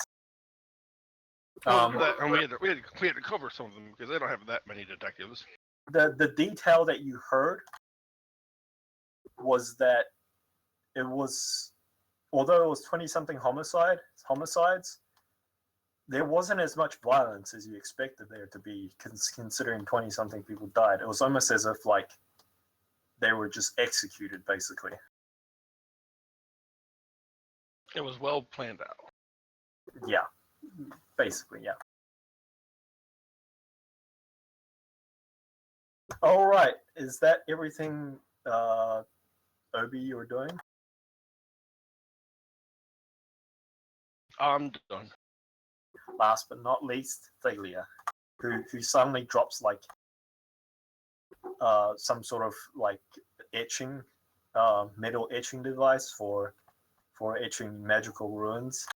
It clatters across the room, across the floor, and you guys turn and you suddenly realize that while you guys have been having this discussion, Thalia has been quietly sitting in a corner, tinkering with her with her spell. Oh well, Thalia, did you hear any of that? Of course I did. Well, what do you think? Absolutely nothing. I wasn't paying attention. Well, what are you doing there? Working on my spell orb. Which at this point would be going to Thalia's time. Quick question. For spell orbs, would I be able to do a cure wounds? And how often would I be able to use it? Level 1? Yeah. Every turn. That's handy. Correct. It would cost you a bonus action. It would have the same limitations of Cure Wounds, being that it's a touch spell. Yeah. It would cost you 400 gold because it's a level 1 spell. But, yeah, every turn as a bonus action, you can Cure Wound someone. That's actually really handy. How many spell orbs can I have out at the same time? 1.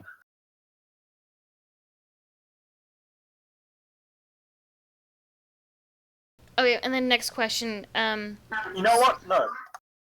Not 1. 3. They require attunement.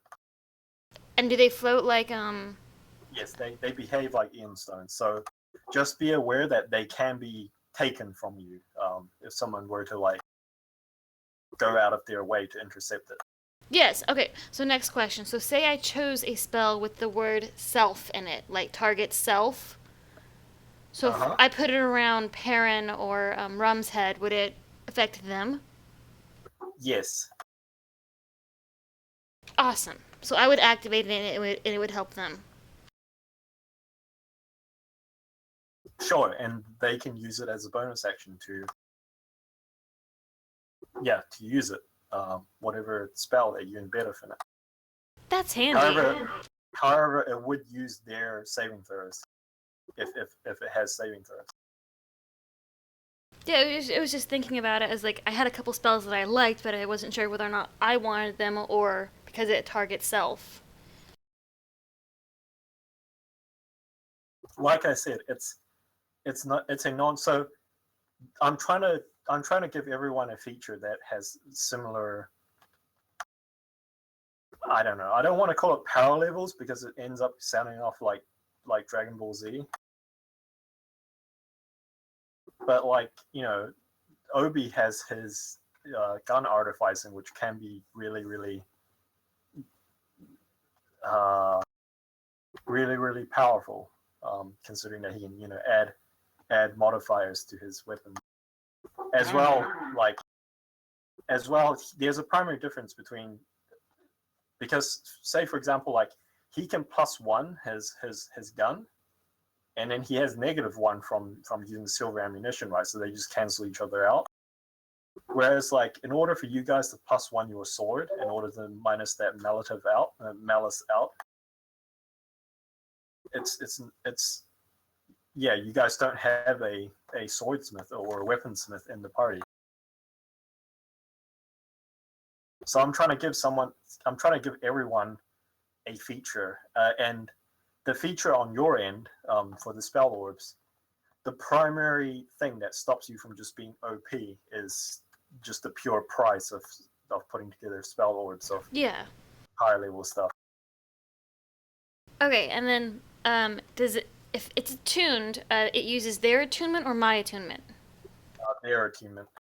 Okay, and so if I use the actually. No, it uses your attunement because otherwise you would just be able to create everyone in order. Yeah, I was going to give everybody a Cure Wounds orb. Yeah, no, it uses your attunement. You can create 3, And in order for the three to be active, it will require all three of your attunement slots. Okay. So that finagles what I'm doing then. Okay.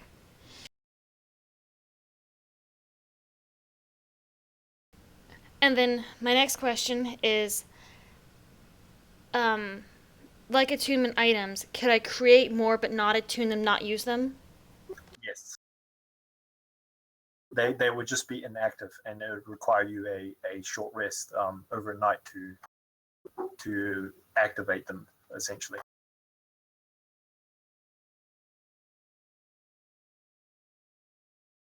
And how big are the orbs? They are fist size. So the size of a baseball.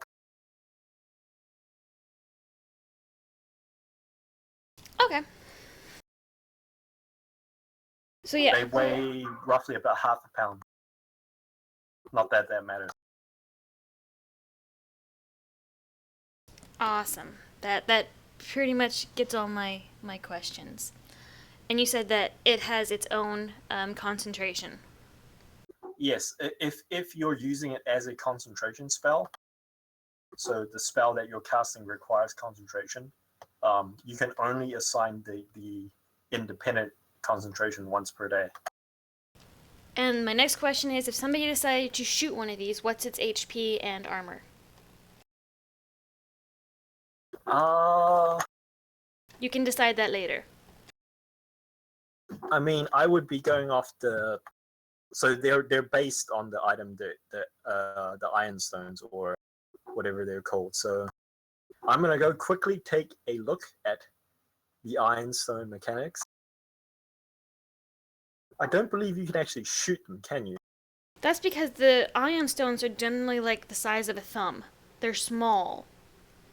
Okay, it's AC 24 or dexterity, DC dexterity 24 acrobatics check. So if another creature wishes to either separate the stone from you or take the stone for themselves, it's either a AC 24 attack roll to aim specifically for the stone. I think iron stones are like they're thumb size, like you said. So I think these probably have like AC 20. Okay. Yeah, AC 20 or DC 20 acrobatics check. Okay. That's a question that needed to be answered. Because you do use guns in this game. Yep. Although I guess people could shoot with crossbows or arrows or whatever. Oh, what's its HP?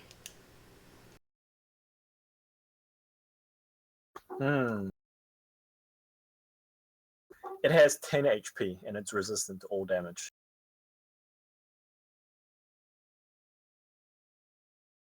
Awesome. Okay, I've written that down. So Thalia would actually start out her day actually going to probably should actually probably go to the shoe store. Okay. What specifically are you looking for, or are you just window shopping?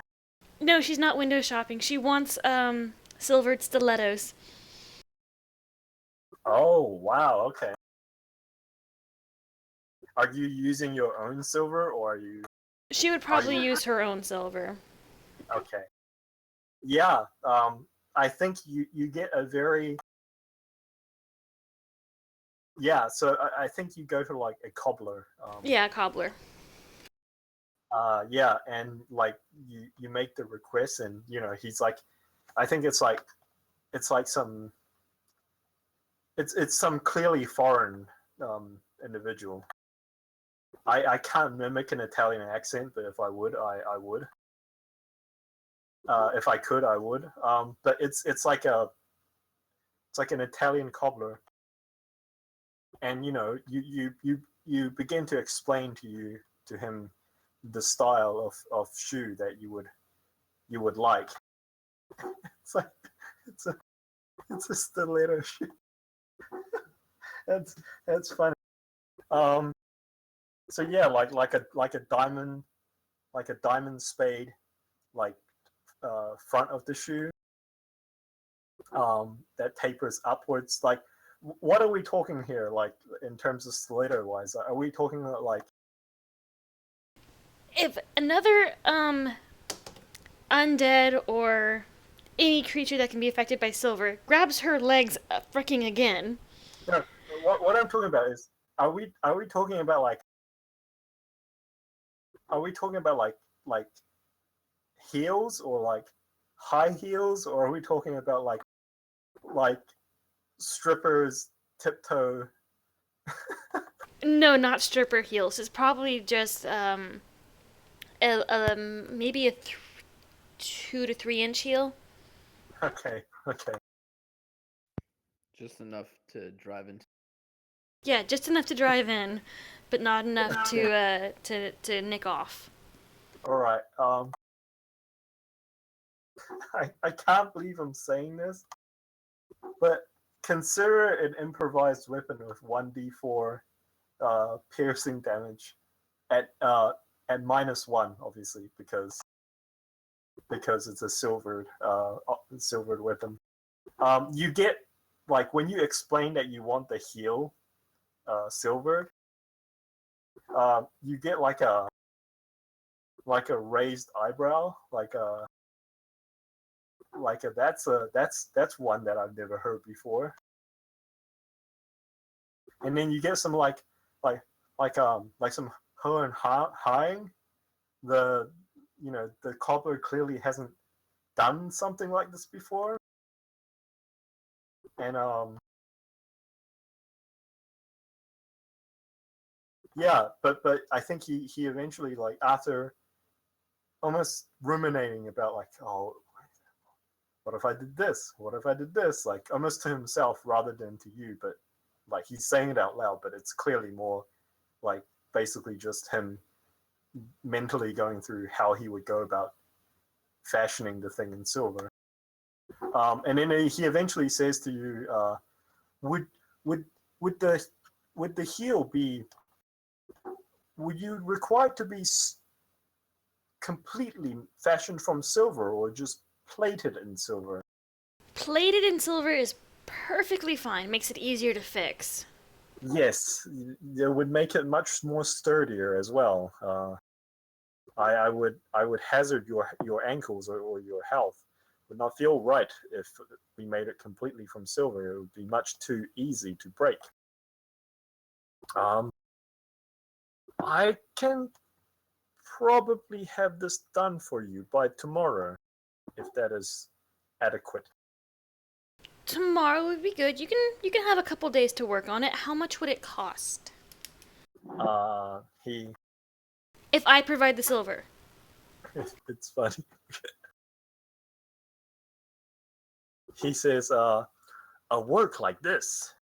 Well, uh, do you tell him about like the kind of, like, the requirements of the heel, like what you intend on doing with it, like Oh, the kind of exactly. Yeah. environment that you're putting through it? Oh, yeah. Yeah, it's because you don't want him to make it of like satin or something like that. Oh, no. She wants Just combat have it boots. fall apart. Yeah, so he says, well, uh, let me think about something for one moment in terms of like material and what clearly you're using silver as part of the boot construction. So clearly you're someone of some means. I think the price that he would quote you is about like 400 gold. Actually, call it 350. And that's with me providing the silver. Yes, that's with you providing the silver.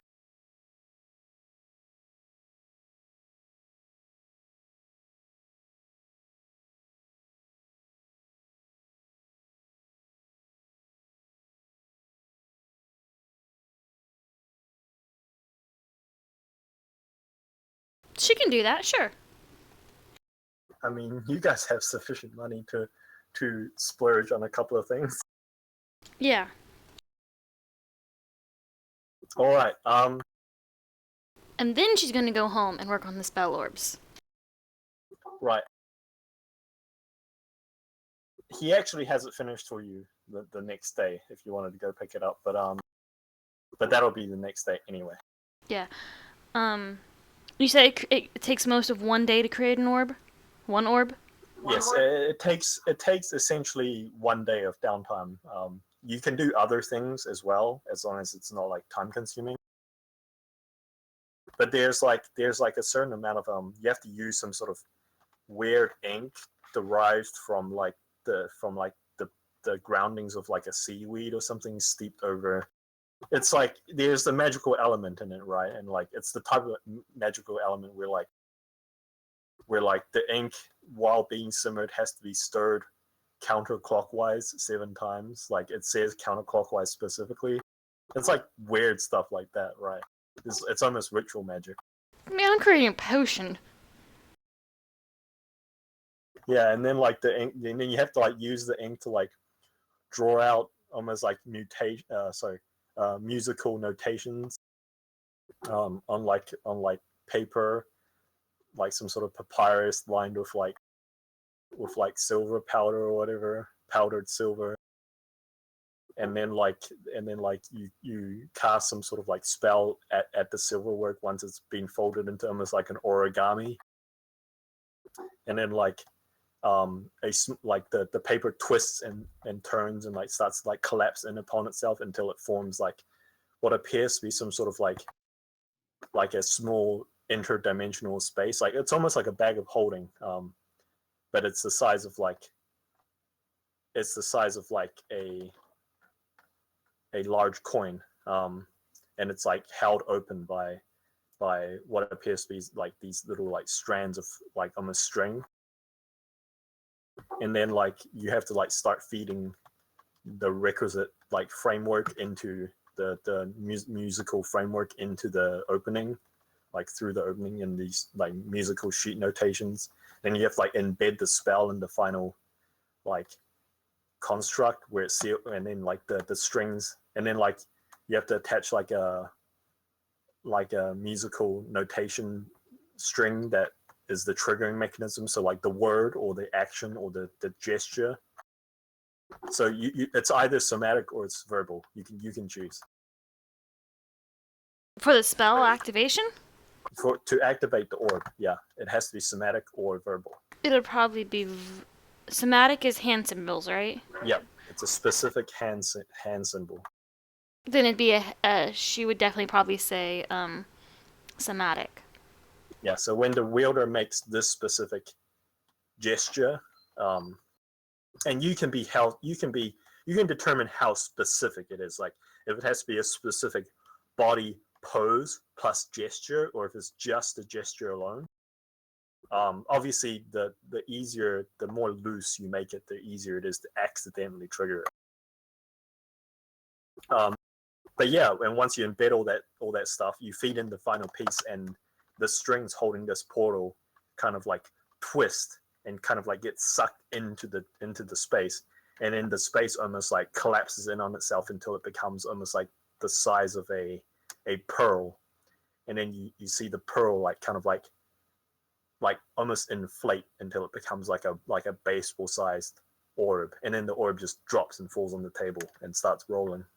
And that'd probably be when Obi and them finally finish their conversation. Yeah. So you guys notice that she's in the room when this orb hits the table with like a glassy clank, and then just starts rolling across the table like a marble.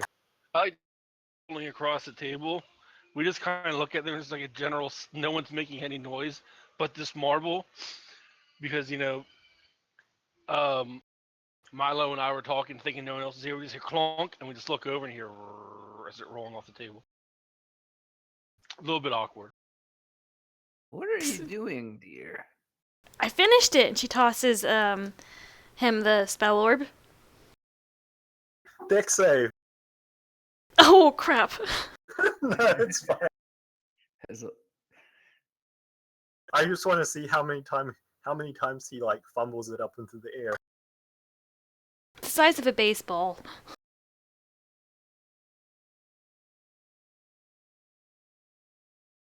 You actually want me to do this? Yeah, roll a dex save. Oh.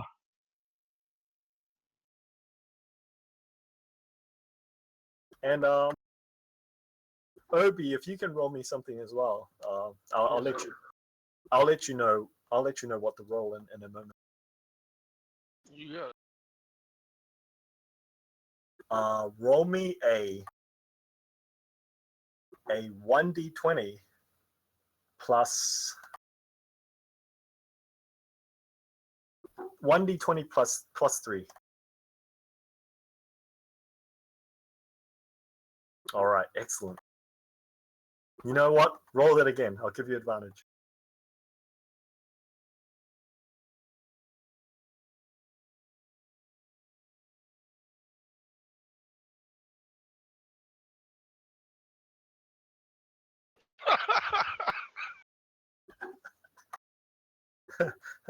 Now, so you throw it, and Milo, Yeah. you kind of like you kind of almost out of surprise you reach up to catch it, and yeah, you do, as it arcs through the air and slaps directly into your palm. But while it was in mid-flight across like probably not across the room, but like just like from the table to from the corner to where you guys were talking by the door, a large blur Oh god. jumps and then misses the ball and then slams into the wall with a resounding crash. And then and then and then Obi's dog lands on the floor with a clatter, probably knocking over like a small book stand or something, and then it's just like rolling around on the ground looking for this ball that it missed that is now in Milo's hands. I will. Sorry about that. He's still a puppy. I will create a illusionary. Keep on going around the room just out of his grasp.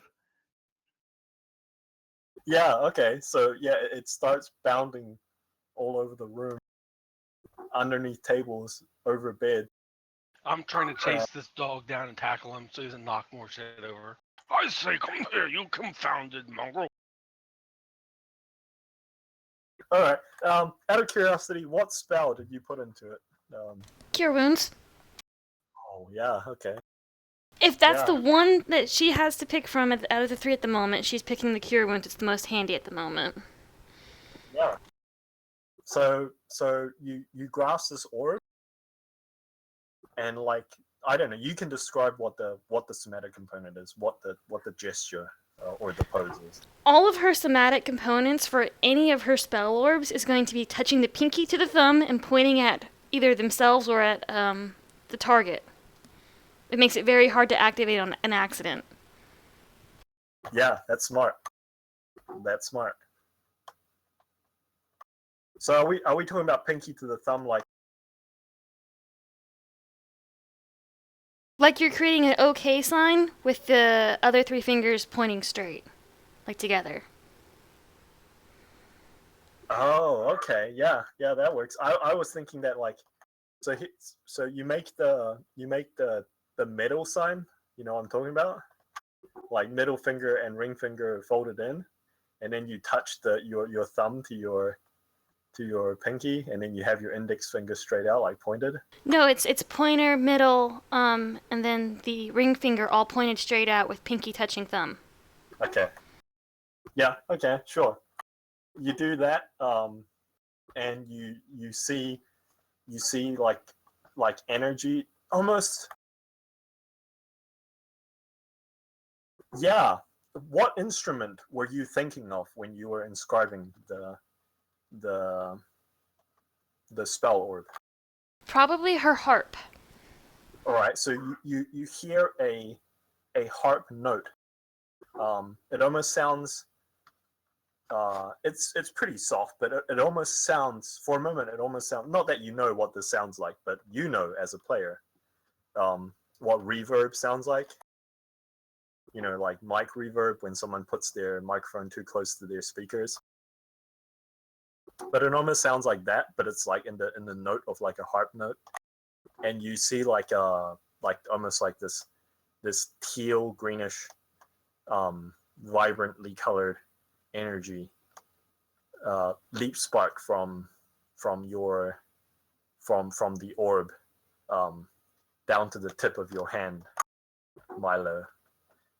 And the energy lingers there for 3 to 4 seconds before it dissipates. And he was like, ooh, what was that?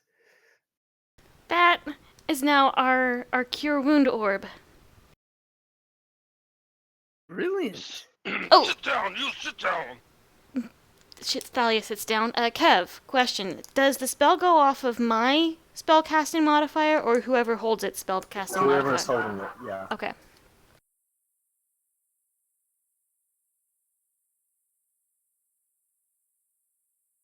Oh, cool.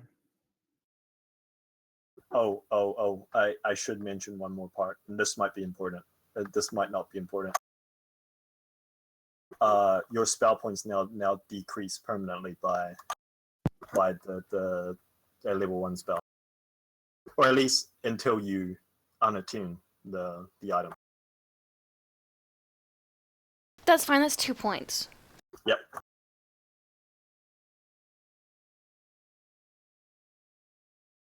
Him casting it does not decrease your spell points any further. It just lowers the cap.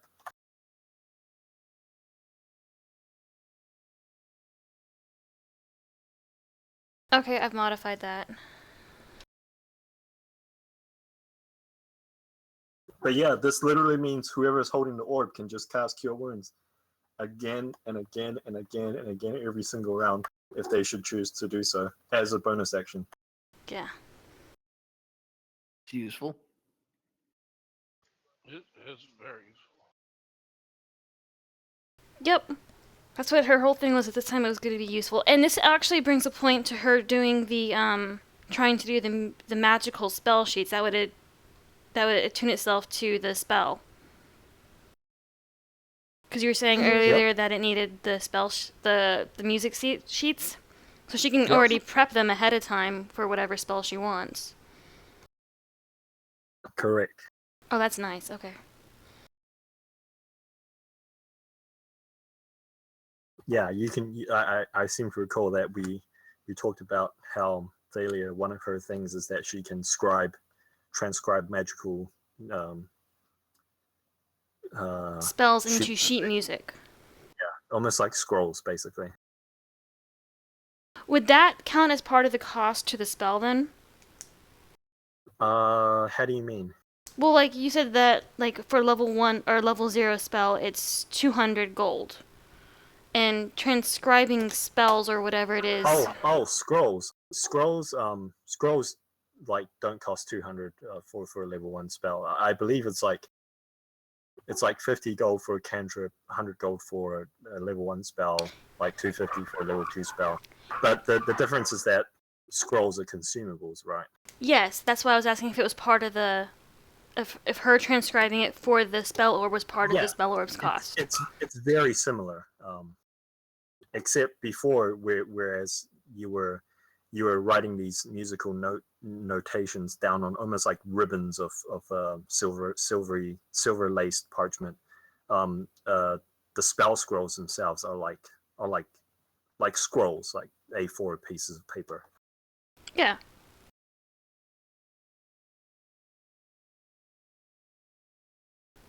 But yeah, so she has plans for her next 2 that she's creating. Can I make the orbs look like whatever I want them to look like when I make them? to a certain extent, you can manipulate their appearance, but they always generally appear as the same size and the Yeah, same it's the composition. same size and shape and whatnot. Like kind of like how marbles are all different, but they're the same. Yeah, yeah, you can influence its general aesthetic as you so choose. I don't think you did so for this one. You specified anything. Actually, no, I'll be fair. Um, I didn't ask you, so I'll ask you now. Like, how does this particular marble appear? It has an opalescent sea green sheen to it, so it's kind of really pretty looking, and it has a CW inside of it. Okay, like inside, so it's partially see through, and it has a Yes, CW inside it. yes, for cure wounds. And the weirdest thing about this orb is no matter which direction you look at it from, the CW is always orientated towards you and upright. Yeah, that's fine. Opalescent green is what you said, right? Yeah, it's a sea green opalescence color.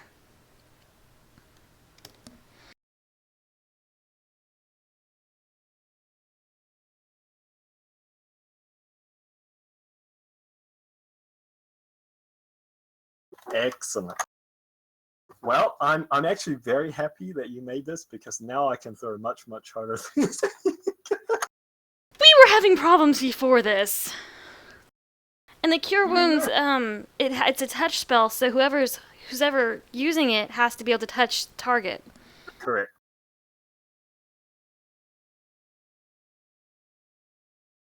I can just imagine, um, like Milo or Arthur or someone just like holding the orb in one hand and just like furiously rubbing it against themselves while they're in combat.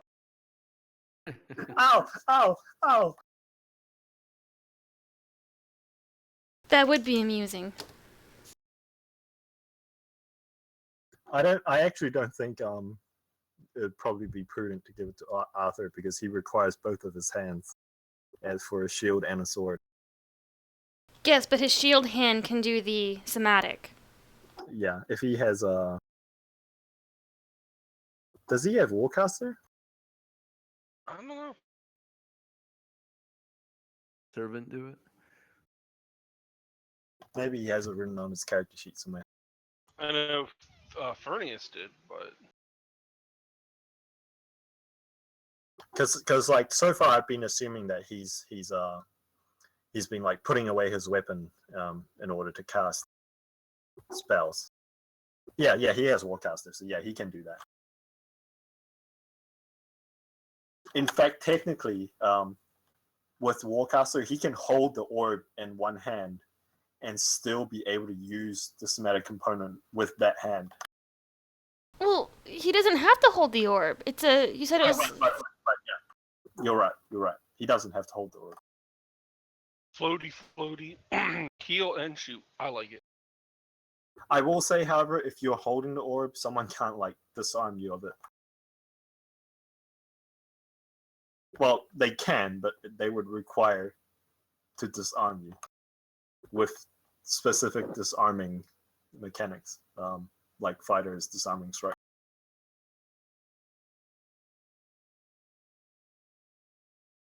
Yeah. Oh wow, he has Disciple of Life as well. I don't know. You guys should give the orb to him. That's what my plan was, for him to grab the healing orb and then True Strike to Obi, and then either Blade Ward's going to Obi or Blade Ward's going to Arthur. Thalia, are you sure your spell points are right? I don't know. I haven't messed with them yet. I just corrected it down to the 12. I'll look at it in a minute.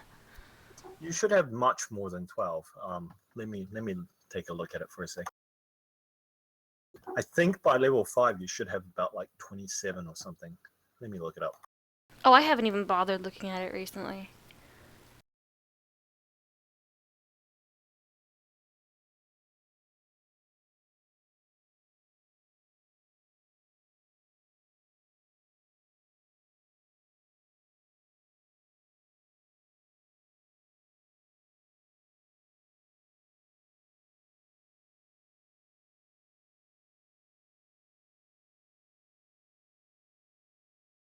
Yeah, 27.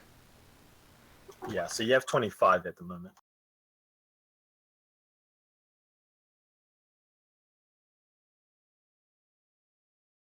So just keep that in mind so that next time we're in combat, you're not shortchanging yourself by running out of spell points halfway before you should have. I don't know. Do you guys like the spell point system, or do you guys more like spell slot system better? I like the spell points. Yeah, me too. Yeah, I'm I good don't either right now Because you don't use spell. way. It's just like Have- Rum all over again. I don't care. I have key points. I have I great. mean, you did play Meepo who used spells. Yeah. I think the thing that we didn't like was that the rule of gritty realism really hurt us. Yeah. The, I mean, the fact that he made it 1 week was a long rest. yeah. I mean, do you guys like the current gritty realism system, or do you guys want to turn it down a bit? What your gritty realism is what? Is overnight is short rest? Like a full You said 24 hours. That's fine as a long rest. 24 hours is a long rest. When 24 hours, it doesn't mean that like you're sleeping for 24 hours. It just means like a day of not adventuring. Yeah, that's fair. If he has another one of those stakes, he'll be in a coma. The compromise that I added to that is that like I added the break mechanic, right, which is an hour, and you can roll your hit dice up to Constitution modifier. Yeah, no, it works for me.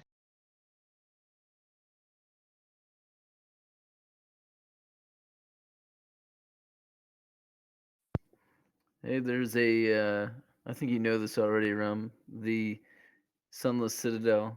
There's a Meepo kobold. Oh yeah, I saw that and I laughed so hard. I have players in there right now, and they're being led around by Meepo.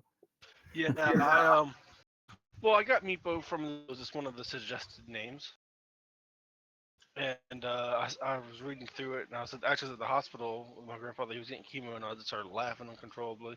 It's like, oh, because I think Sunless Citadel would be a fun one to run. Yeah, I think on Friday, my Friday, your guys' Thursday, I recently got introduced to a DM who's from New Zealand, and he's put together like a group of players from New Zealand. So I'm jumping in that on Friday, and I think he's running the Sunless Citadel module. In that game with Heavy. Old school mod. No, Heavy is like Swedish or something, or Norwegian. Yeah, but you still running it with him? I haven't. Oh yeah. That's on Saturday. Well, my Saturday, your Friday. And it's like 2 a.m. in the morning for you or something. Yep, that's why I only played the one game.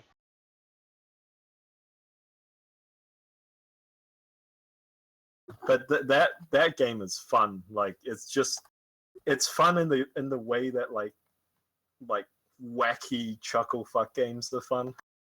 Yeah, it's a little ridiculous. Like no one takes the fucking game seriously, and everyone is just trying to be as ridiculously funny as possible. And as long as the DM is fine with that, it makes a good game. It's just like I went from that game into like another game that I played only briefly, and like the DM just like, I guess I was used to playing a chuckle fuck game, and he wasn't used to running one, so he just got like not angry, but like I don't know how to Fucking annoyed. I guess annoyed would be although like he wasn't like pissed off annoyed. He was just like he just wasn't into it. Like yeah, I don't know how to explain it. Anyway. Hey, Kev, question. For the spell orbs, you have it as once per dawn, so you can only use the concentration spell once per day, basically.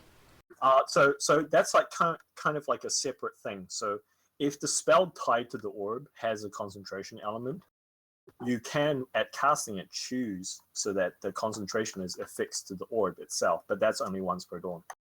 Otherwise, you can just cast it as normal and concentrate it on yourself. Okay. Same rules apply in terms of concentration and everything. I'm not going to do the whole like it adds 2 to your concentration roll saving throw. But like if you lose concentration, you lose concentration on both the spell in the orb and the one that you're holding.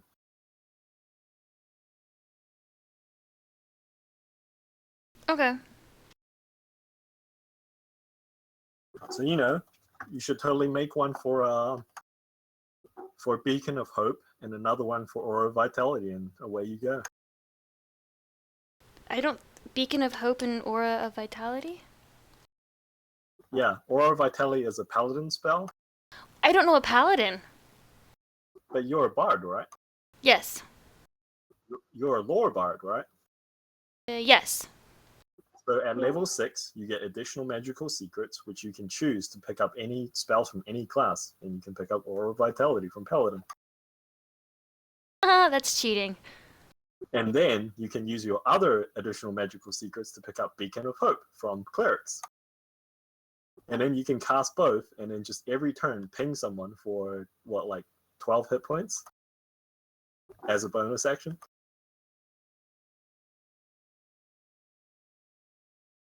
I will have to look at that. That is similar to what I'm doing with Doc Sarah. I don't, my old character Doc Sarah.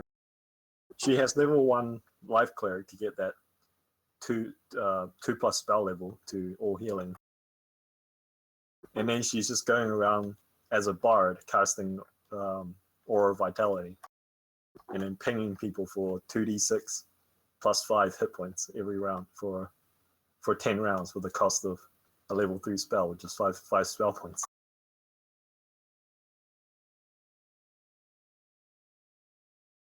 But yeah, you can do some, like, my favorite class by far in D&D is the Lore Bard. Because you can do some amazing combo stuff with it, because you get to just pick and choose spells from other classes. You get the Bigby's hand. Yep, you can. You get all sorts of weird stuff. You can build weird characters. Yep. You can play my Saturday character of Heavy Metal, level 2 Tempest Cleric, and then just get Chain Lightning, and just maximize that Chain Lightning damage for 80 damage to 4 people. Heavy Mabel? Madel. Mabel, like heavy metal. Silly tiefling. No. She's a Danfair. That's right. She's half vampire, half human. And her deity is the new synth god of Carpenter Brute. And she goes around adventuring to raise capital to open up nightclubs, quote unquote temples.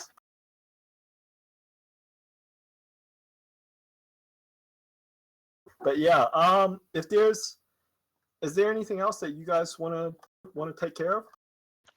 The only thing I can think is, since we're all kind of in the same area, I would run by the whole. Well, when we get done with this, I have its permission to go to the underground to acquire something, a schematic, possibly make myself an even bigger and better gun.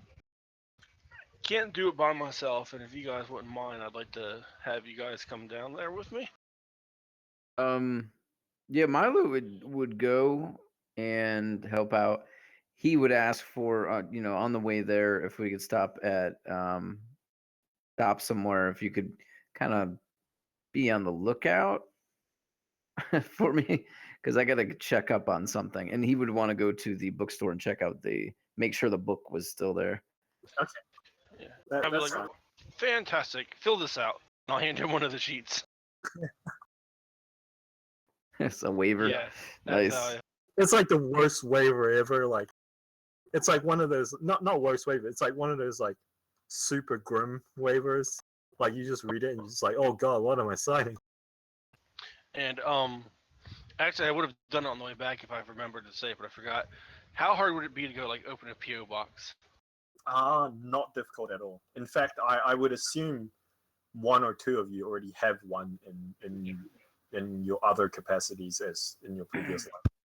I would have gone and opened one if I didn't, and put that as my address, and say, if you want to, you can use the PO box for the address, so we don't bring it back to Beacon Hill.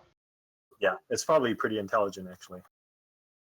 So you can decide like how far away do you want to open this PO box, and like what kind of establishment do you want this PO box to be open at. They're typically like either banks or like actual post offices or Well, security's not as bad at a post office or a bank. There'll be people paying attention, so the least amount of people watching it. So probably a post office.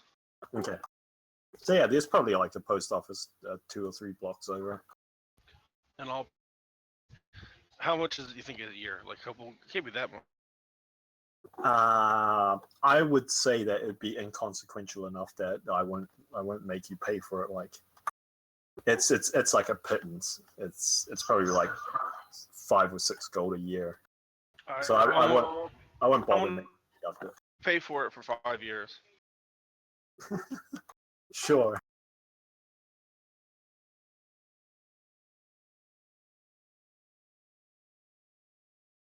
They make you sign a waiver. Nah, just kidding. That's why I'm opening up box in the first place. Look over to Thalia and see if she's interested. And if she is, I will hand her a waiver as well. No, she probably has her own PO box. I think he's talking about the waiver for the spelunking trip. Oh yeah, she probably would have signed it.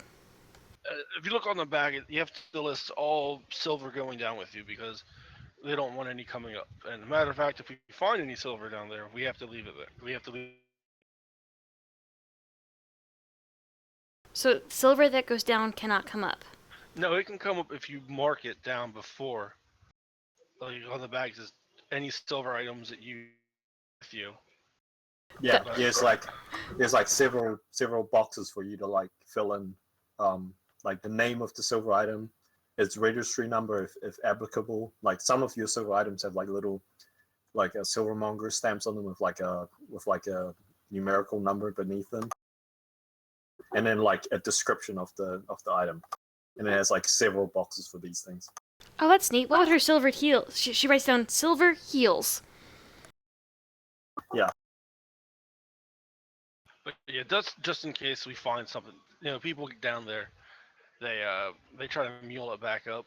Oh yeah, well, I had this dagger when I went down there. They can say, well, you didn't write it down, so it's not forfeit. And there's tons of fines. And then I'll pull out the map and this is the area we are going to. All this is bad. We're not going to go there. There should be hopefully in and out.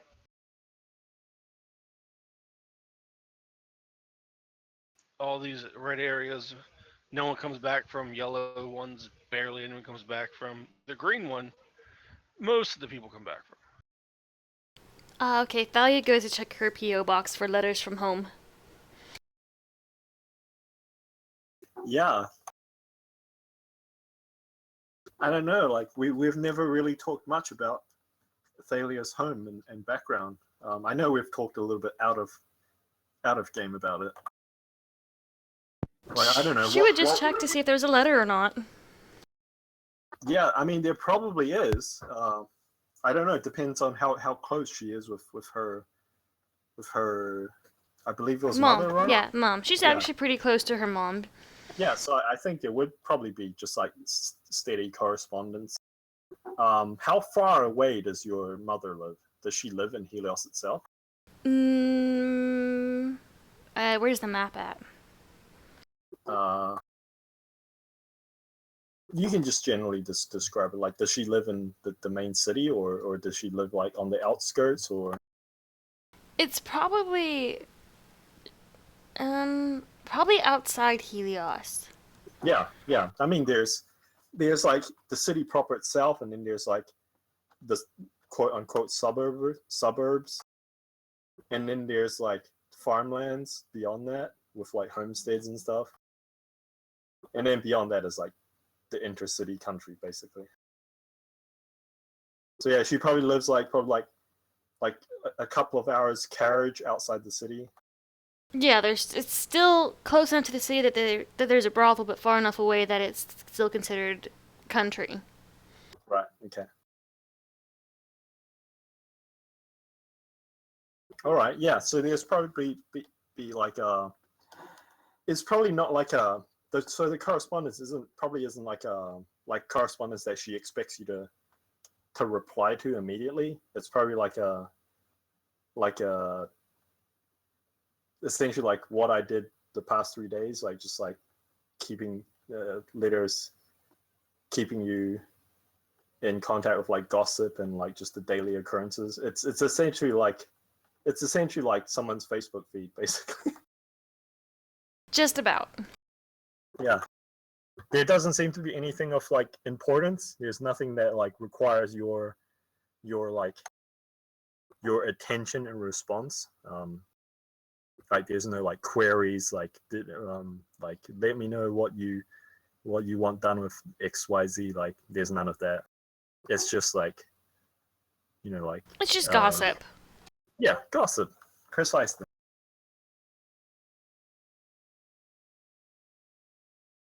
And like something like there's some motherly concern in there. Like I heard there's some dreadful murders going on in the city and blah blah, and like just like almost like nagging, like don't go out after dark and At that remark, Thaddeus would probably in a letter reply, "Don't worry, Mom, the boys won't let me out after dark."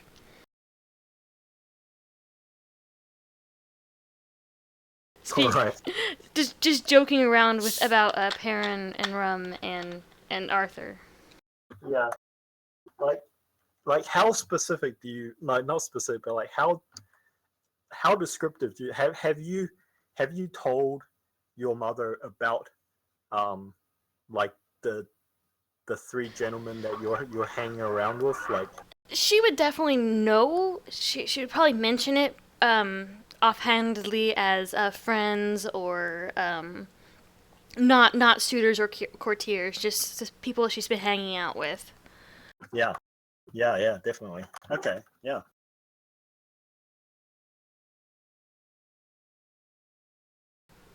And then she'd probably draw. She'd probably would have sent sketches of them as well.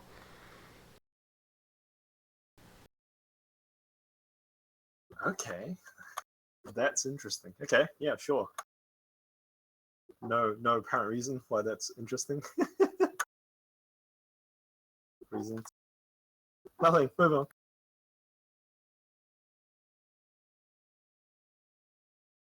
And that'd probably be it. It's just checking her mail and whatnot. She probably would have gathered her shoes too, the silvered shoes. Oh, yeah, okay. Yeah, you check back later the next day. Uh, so the day that the meeting is scheduled, basically. So before the event of you finishing your spell orb and throwing it across the room. Yeah, you get your boots. The proprietor, the cobbler, seems very very proud of them, and they look actually pretty fantastic. They're made out of some sort of like dark brownish leather. They appear to come up past your knees, and almost like a thigh high boots. Although not that high, not that thigh. Lol. They've got like you know what? They probably actually look like my picture. Yeah, I just saw it just then. They probably look exactly like what your picture looks like. And he starts explaining to you how like the boots themselves are made out of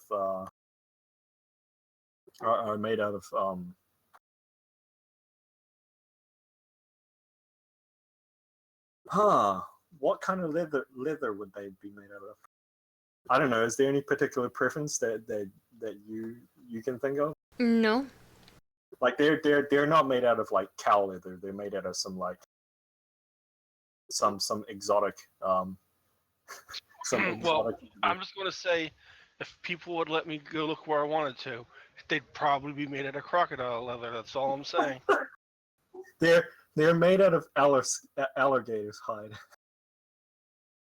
And I they've wouldn't got pay too much for those. They could have been cheaper.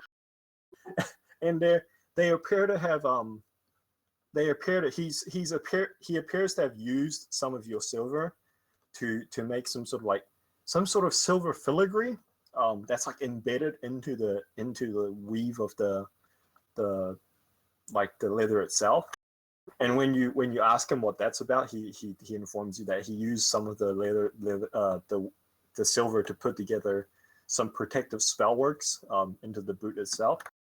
And he like takes you over to like a bench that appears to be like a sink or some sort, but there's like some sort of like mud or something at the bottom of the sink. And he shows you like he like basically like puts them in like the mud and then like sleuths them around and then like picks it back up, and you just watch as like the mud just like falls off. It has an auto clean spell. Yeah, and he says the enchantments to keep this the boots clean and odorless or odor free, as well as waterproof, should last for at least 2 or 3 years. If they fade before then, just bring it right back here and I'll have them renewed. They're guaranteed. 2-year warranty. Awesome. Yeah. So they have like essentially prestidigitation and he says as long as the boots themselves aren't catastrophically damaged, they minor tear and wear should mend over time. It's minor spell work. It won't protect your boots should you decide to go poking your foot into a bear's mouth, but they shouldn't fall apart under just normal wear and tear. These are an excellent quality. Yeah, he kind of preens with pride and he says, well, you know that I am the best cobbler on Market Street. And he says, if you have any business, and you would have known this as well. Like this is like part of the standard with getting things worked with silver, right? Is that like, that like he took like a portion of the silver for himself, basically. Like in order to work with silver, typically like yeah, he's gonna waste a little bit. The artificer like takes like 10% or something to work on other projects that require silver. And I get to name this place. Yay! Yeah, go. You can name the place and you can name the proprietor as well. You can think of whatever name you want. Like I said, he's an Italian cobbler, or whatever the Italian equivalent of this world is. I gotta look up Italian names now. The only name that I will not allow you to name him is Mario. That's fine. There's always Luigi.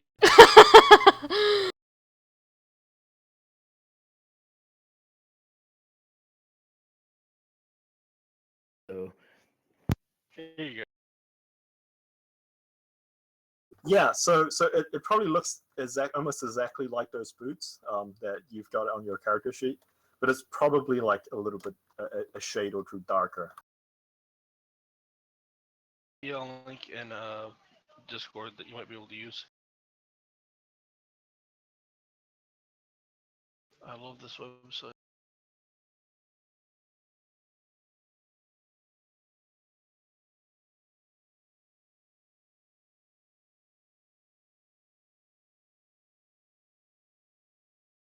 It, I can't believe this exists. Oh, that website has names for everything. Oh my god, I can't believe this exists. You've never been to this site before? I can't believe the I use the site often. They have Samoan names now. Yep. These go to real Sorry. names. It's like everything. I use behindthename.com. Oh my god, I'm saving this. This is too good. I use this to name my kids. Nice. I would. They have. You can't. There's something. Nice. You can't think of something they don't have a possible name for.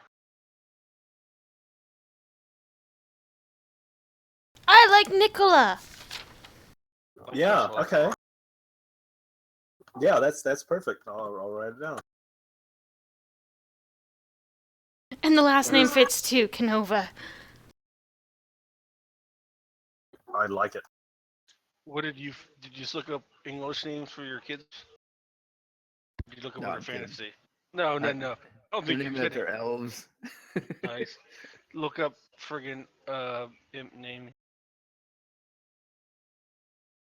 Nicola, what's the last name? Cannova.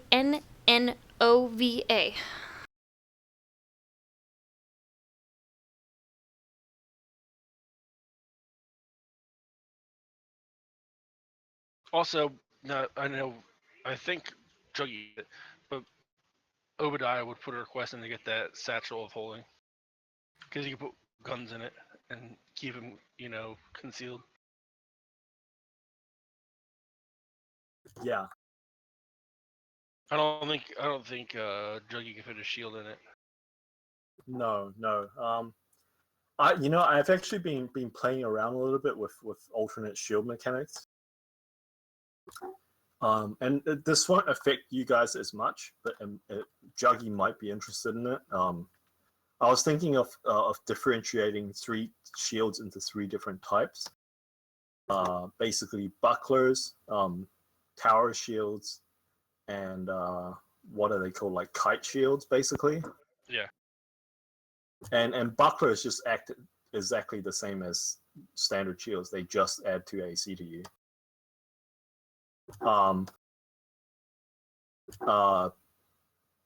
Tower shields allow you to. So this is basically what I'm thinking through at the moment. Tower shields allow you to either as like part of your movement or part of your action allow you to like brace, like use a mechanical brace, and that essentially gives you and anyone taking cover behind you, like either half cover or 3/4 cover from attacks, basically.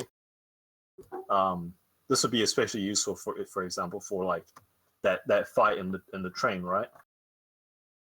Where like you just had, if you had Arthur up front, like with the tower shield brace, like you essentially could fight from behind it and have like additional 5 AC.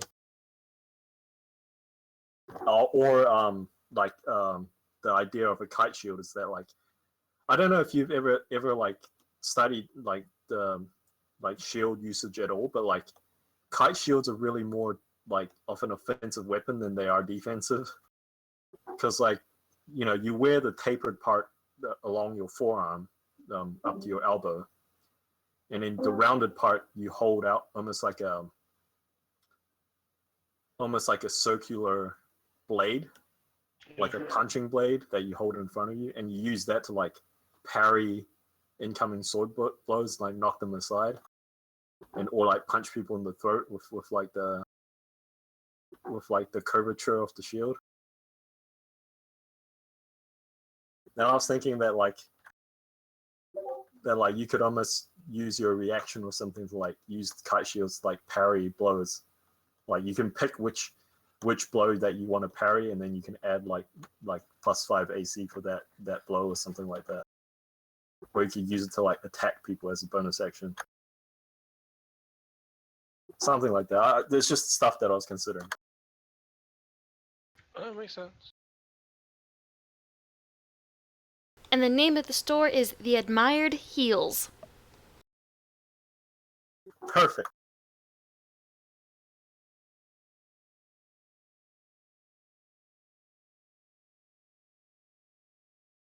Oh, by the way, Baker's shop is called the Baker's Dozen. Okay.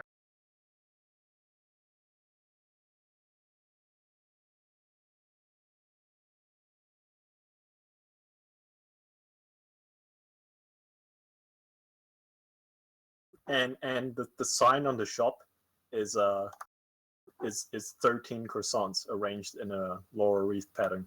Oh, that's neat. Nice. I paid for that sign. It's fantastic. No, sorry. It's 12 croissants, but it's in the shape of a giant croissant. So there's actually 13 croissants on the sign. That's hilarious.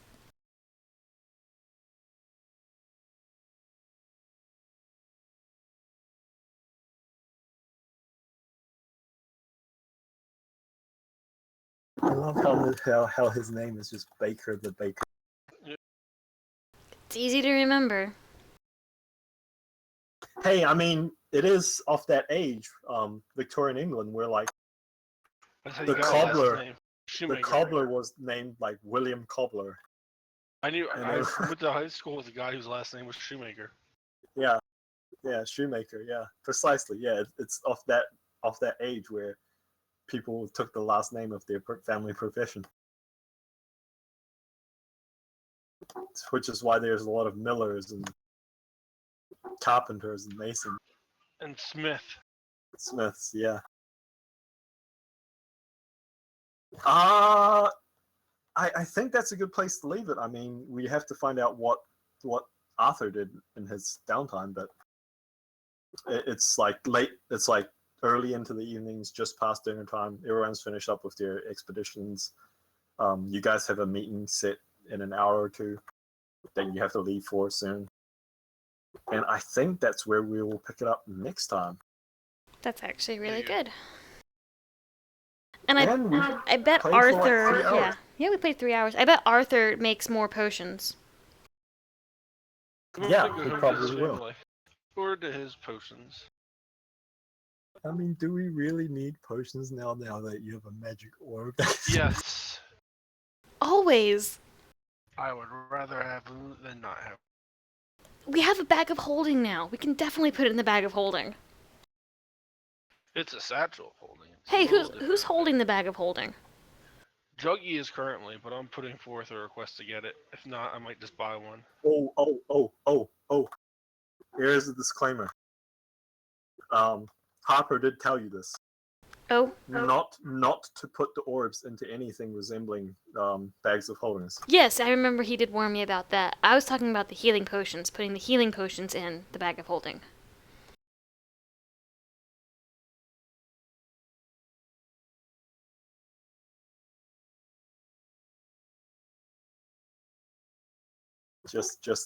Just like just don't bother with the potion bottles. Just like pour it into the. Man, at that point, we might as well just get a wineskin or a water skin and just fill it full of healing potions.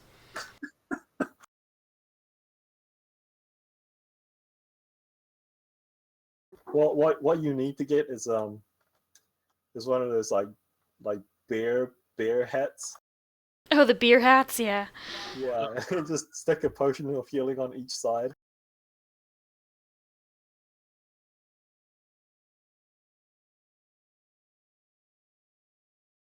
It is amusing, but I gotta get to bed, you guys. All right. Good night. Night. I mean, it was supposed to just be like some random downtime episode, but we actually went for quite a while. Hey, It those was sound fun. pretty good. It was So- fun. Imaginations. Yep. Yeah, I got to do that for the game I have to do. I have a Monday game for real life that got turned into a Roll20, so I have to do it now on Roll20. Oh.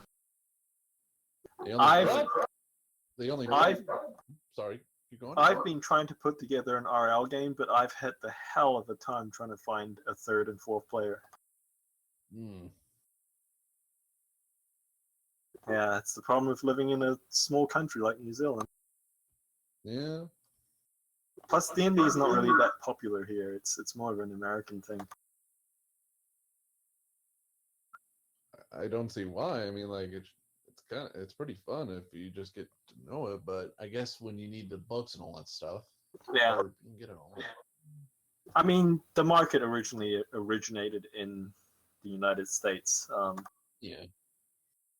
so I'm not too surprised. But at the same time, I would have liked to play an RL game. Although, you know what? I don't even know how I would run an RL game because I don't have any dice. I don't own any of the books. I don't own any miniatures. Well, here's some easy parts.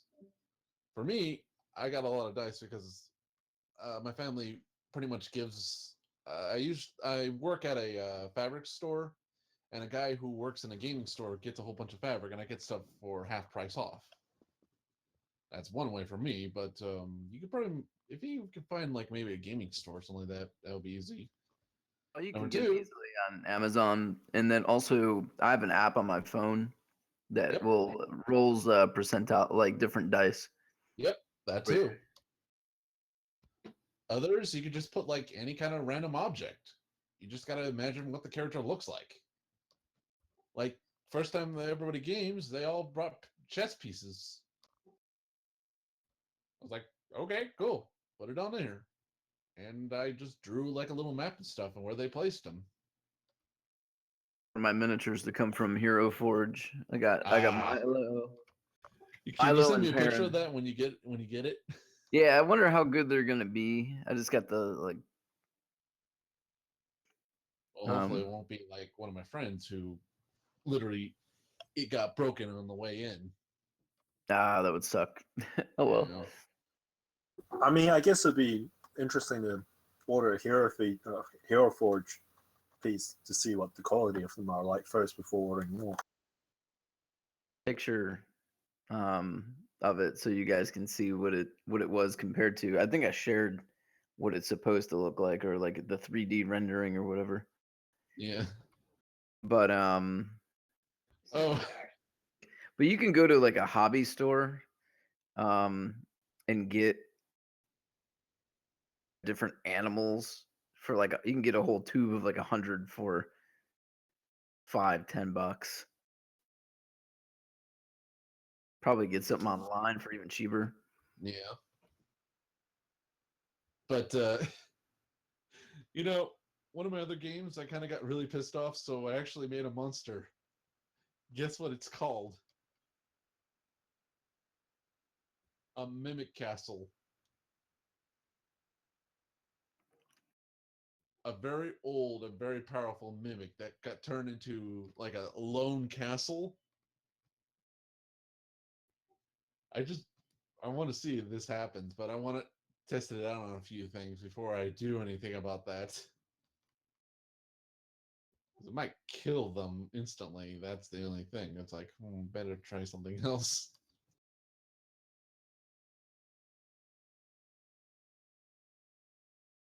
Yeah, it would pretty much destroy everything. Well, Kill everybody in town. I'm trying not to. That's the thing. I may have ripped off the taser. I don't have to pay royalties. It's make believe.